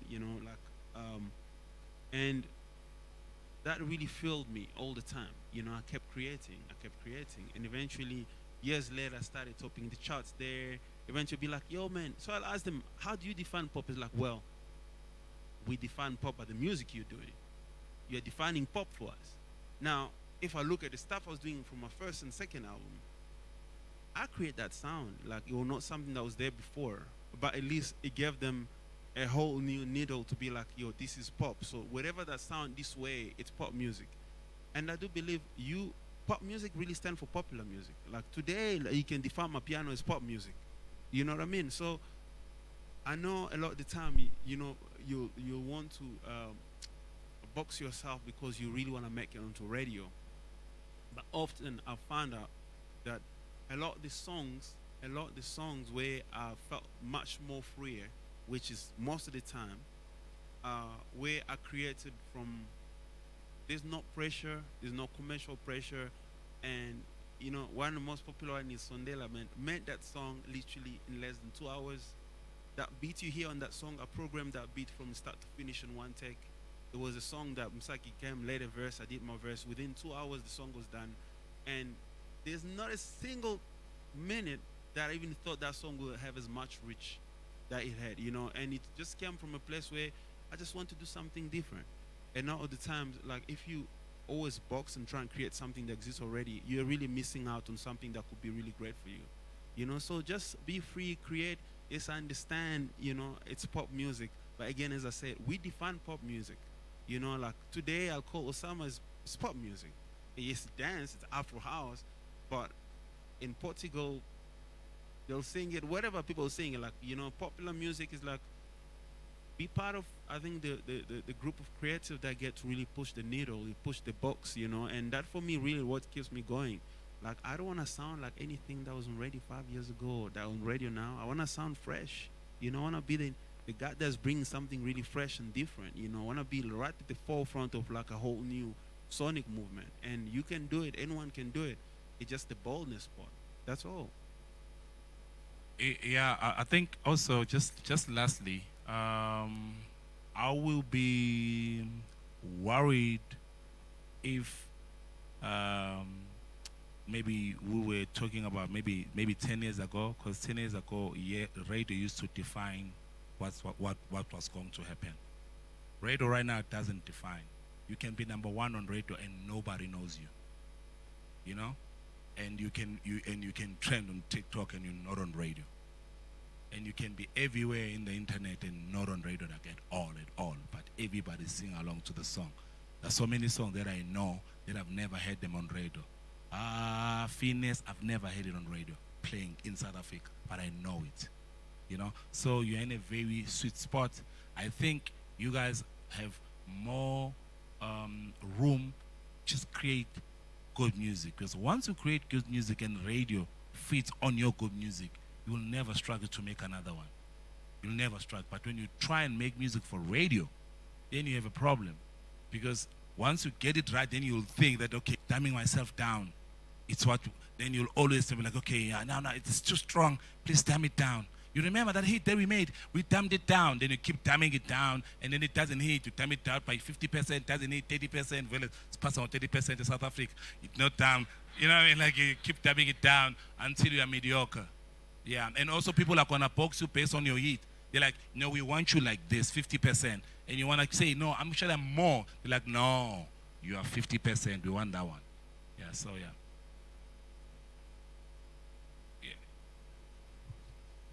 Hi everybody again. I'm back again, Mr. Rockstar.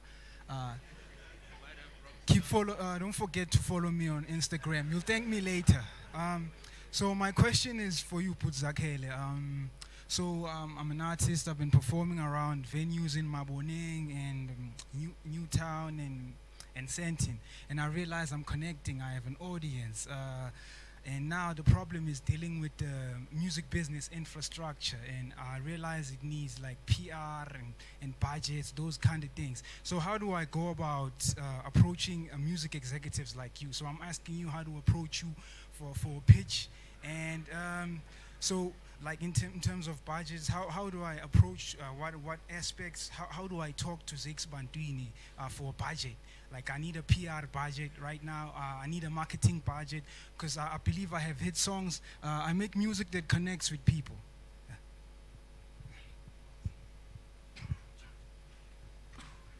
Just one question.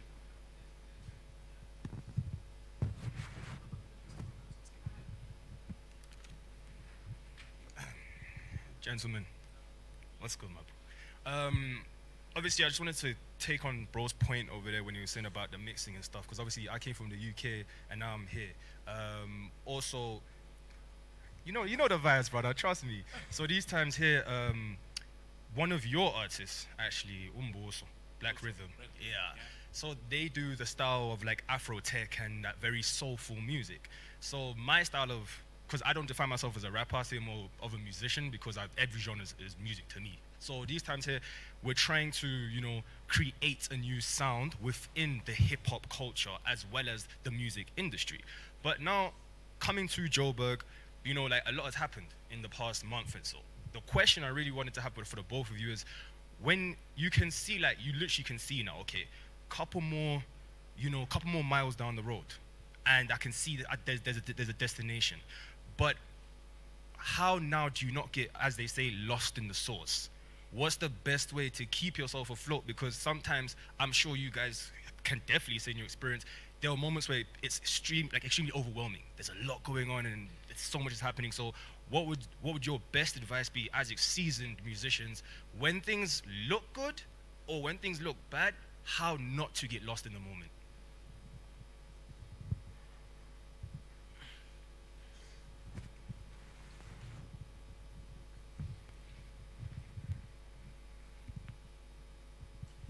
Good afternoon, gents.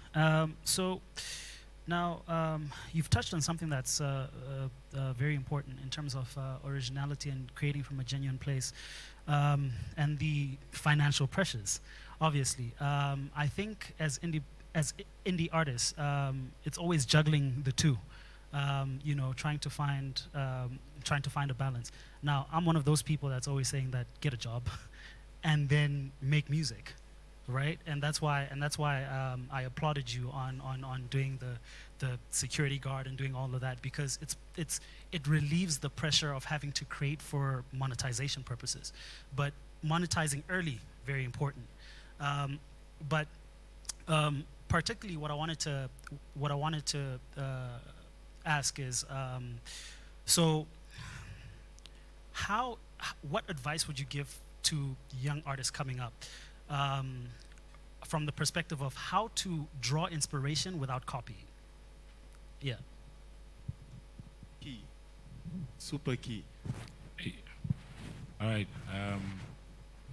You guys are asking difficult questions now. But hey, yeah, I think these are beautiful questions, guys. You know, I'm not gonna lie. Rockstar.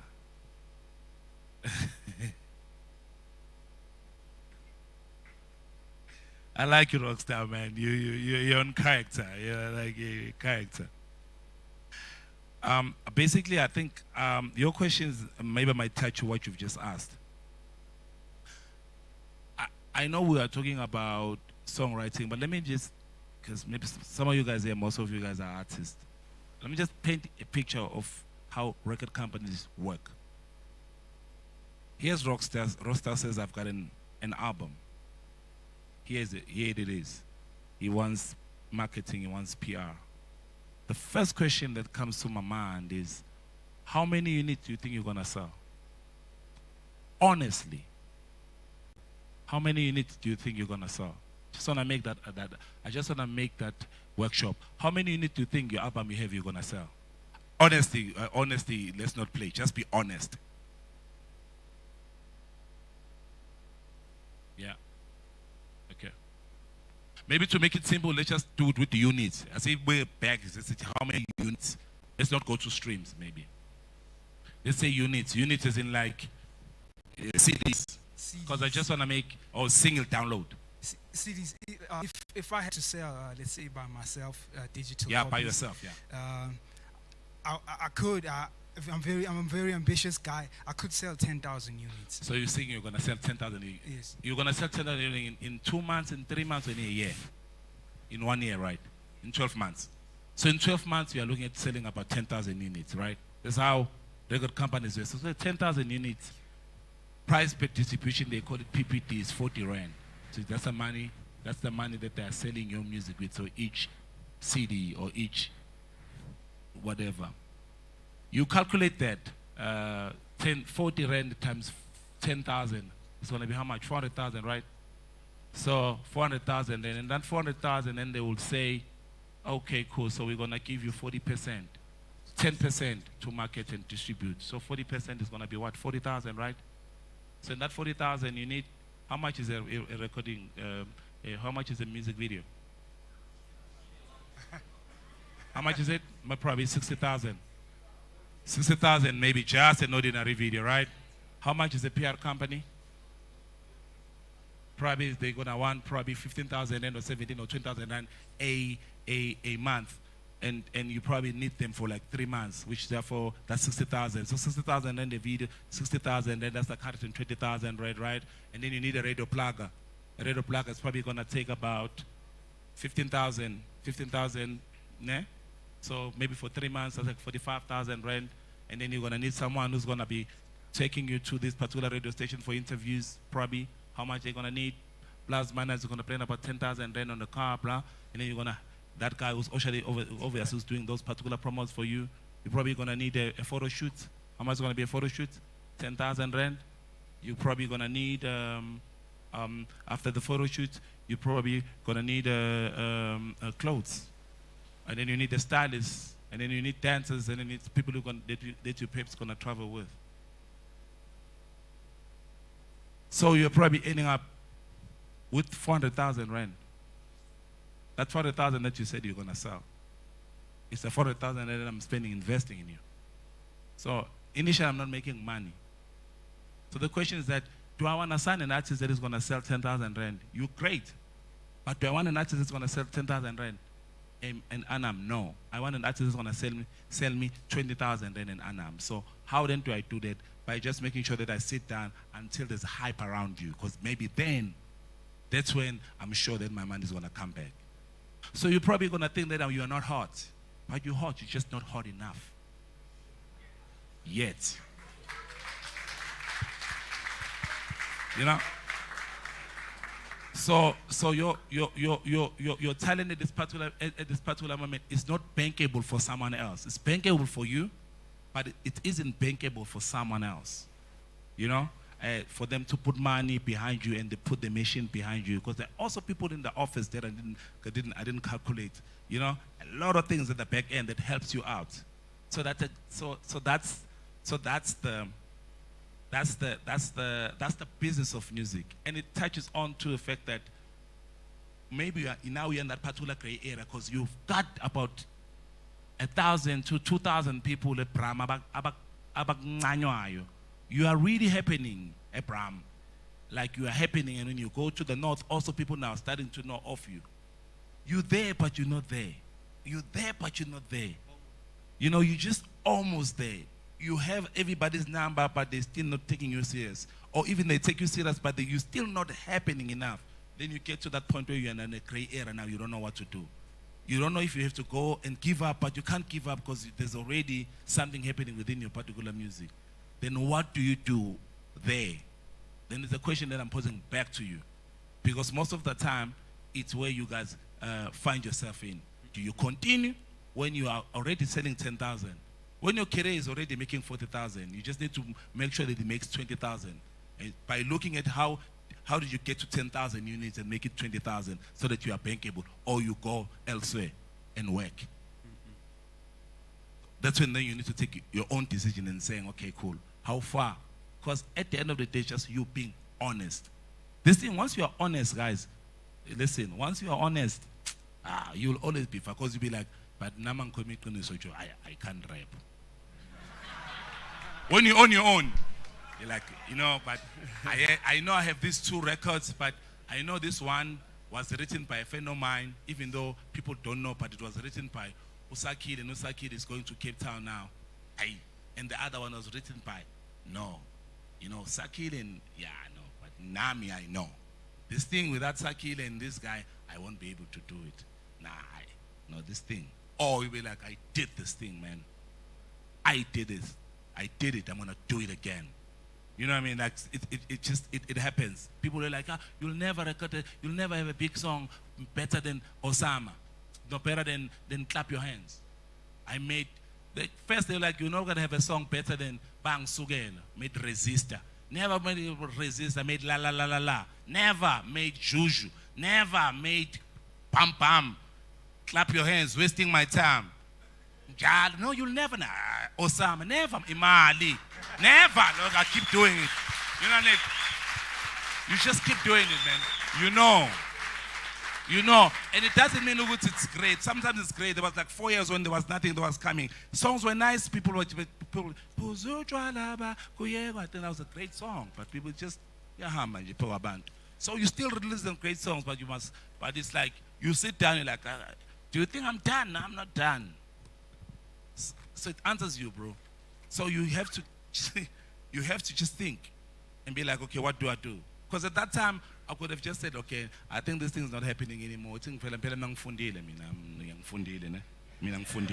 So I could have just taken my degree and looked for a job and worked. I mean, I worked at SONY. SONY as a head of A&R. I'm sure Rowlin has a job there at SONY Publishing. If I could come with a CV, be like, Rowlin, listen, man, I don't want to do music anymore. I mean, here's my party. Be like, Zakes, okay, cool, bro.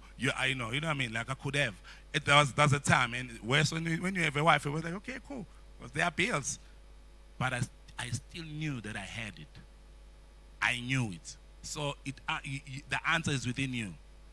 Do you know that you have it? If you have it, go on. If you think that you don't have it anymore, find another way of surviving. But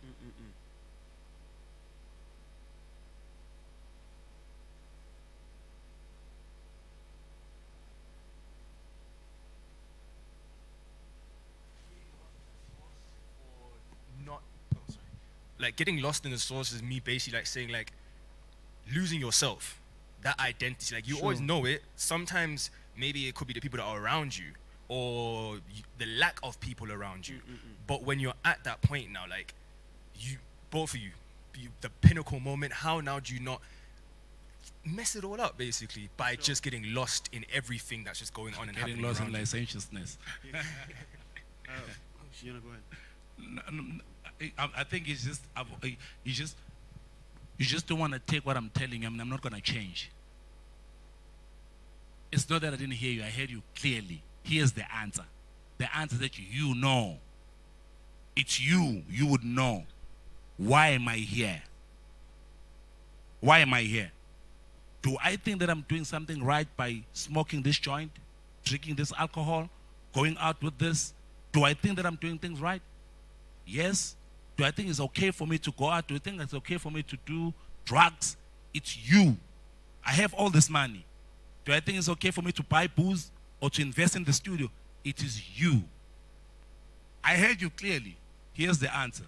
Take it as it is. Don't try and change the question. I heard it. Thank you. I think you know it's really great. I think everything Zakes is sharing, like Zakes' journey has been so amazing to watch. And I'm just gonna chip in on first on Rockstar question is, man, I feel like things have changed so much. You know, like we have cool platforms now. You know, the internet, like people like A&Rs are actually all the time be on TikTok or Instagram. Like things have changed so much, and if you focus all your energy on you and your craft, often I feel like there's going to be quite a lot of things that will come to you. First, you have to put all that energy and really fine-tune whatever that you're doing. Like it takes a long time, you know, like Zakes was saying, like it takes a long time sometimes, but does not mean it's not going to happen. Really, like it does, you know. And I'll be honest with you, man. I mean, it's great to work with major companies, and I've been, you know, blessed to work with some really incredible people. But I don't look at companies as like the savior of my career. Like the people that work there, I have a relationship with the people. I mean, the people that work at Sony or Universal or Warner, it's really like the people. I love the people that work there, you know. When it comes to companies, of course, it's the business. But so many times, like maybe a year before my album, you know, the A&R would be like, hey man, we think you're a great songwriter. We're not sure about you as an artist.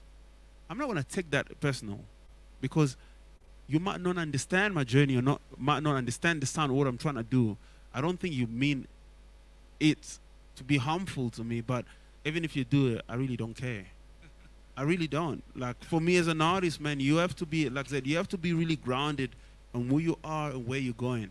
You can't be really shaken by everything that comes left and right. And then that moves on to like what you was asking earlier.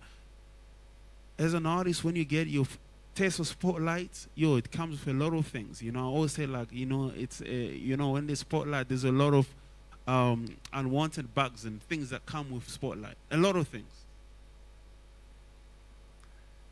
Definitely tempted to make wrong decisions. You know, some people could be arrogance, could be just bad decisions. Just, you know, for a lot of young people, it's normal. You know, I think I don't like the word famous or celebrity, whatever.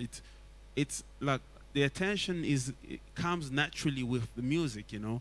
And I've always told myself I never want to be caught up in what comes with the music. Like it's there, like what I do is the music, and whatever that comes with it is cool. But I never want to be caught there. Like it's your decision that you get to make for yourself and how you live your life. And if that was the reason why you're doing music, then of course there's easiest way for you to be able to be caught up in that. But if you know your purpose and what journey you're traveling, like Zakes was saying earlier, man, you need to know yourself. You need to master yourself, you know. And it's a thing. It's a conversation you need to have yourself. Once I think you understand that, it's very much easier to be able to navigate a lot of those things. But it's a beautiful journey. What was the question again, my brother? Without coping. Because there's a thin line. Sorry to interrupt. Sorry, we've got 2 minutes left, so I think this will be the last question. Yes, because there's really like a thin line between that. Hey man, I think the artistry, that's where the artistry kicks in. An artist never wants to sound like someone else. Like a true artist. Because in this industry, we've got so many people who, even some of them are not artists, they are just closer to success, and then they happen to be musicians, and then they don't mind sounding like someone else. You know what I mean? So I'd say just try by all means as an artist, to make sure that you still find your own mojo, and just try and make sure that you always have something new that you're bringing. Try and run away from sounding like someone else. When people listen to your music, if they say, hey, you sound like Zakes, especially when Zakes is your muse, like start getting worried. Like you sound like him, yeah. It's like, not it's like, yo, man, like there's that Zakes thing, then it's better because it means. But when you say you sound like, but I say, there's that thing that has that Zakes. Someone says to me, there's that fella thing. Yeah, I love fella. So obviously, if there's that fella thing, probably subconsciously there will be some elements, whatever. But when they say you sound like fella, then I will have a problem. Because then it means I'm copying fella, you know what I mean? Yeah. So as an artist, just try and run away from sounding like someone, because we will always gravitate to the original person. We'll always go back to. You'll actually remind us. Actually, Zakes. You know what I mean? That's what you are. And I think one last thing that I wanted to say, guys, just make sure that also you're not genre artist. No, we are not genre artists. Just be a musician. Write it, but it has to be authentic. For as long as it's, we are not, let me do this thing because it's happening. No, it just needs to be. Even if it's jazz comes in, just immerse yourself within the music industry. Just be a musician.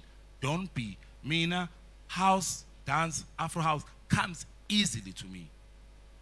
It's easier because I know the element that makes it easier. But me now, you'll find me. Also, I'm found one day when I do my piano like Zakes. Now you can find me doing that, or pop, or what. I'll do whatever that I wanna do.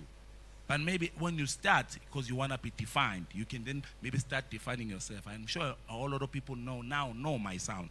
They will know. I will say Zakes sounds different. You say I'm sounding different because you know my foundation, right? So maybe just build your foundation first. But once you build that foundation, but do not be genre based. Don't say Mina, I'm this. Be a musician. Amazing, man. Really, that really.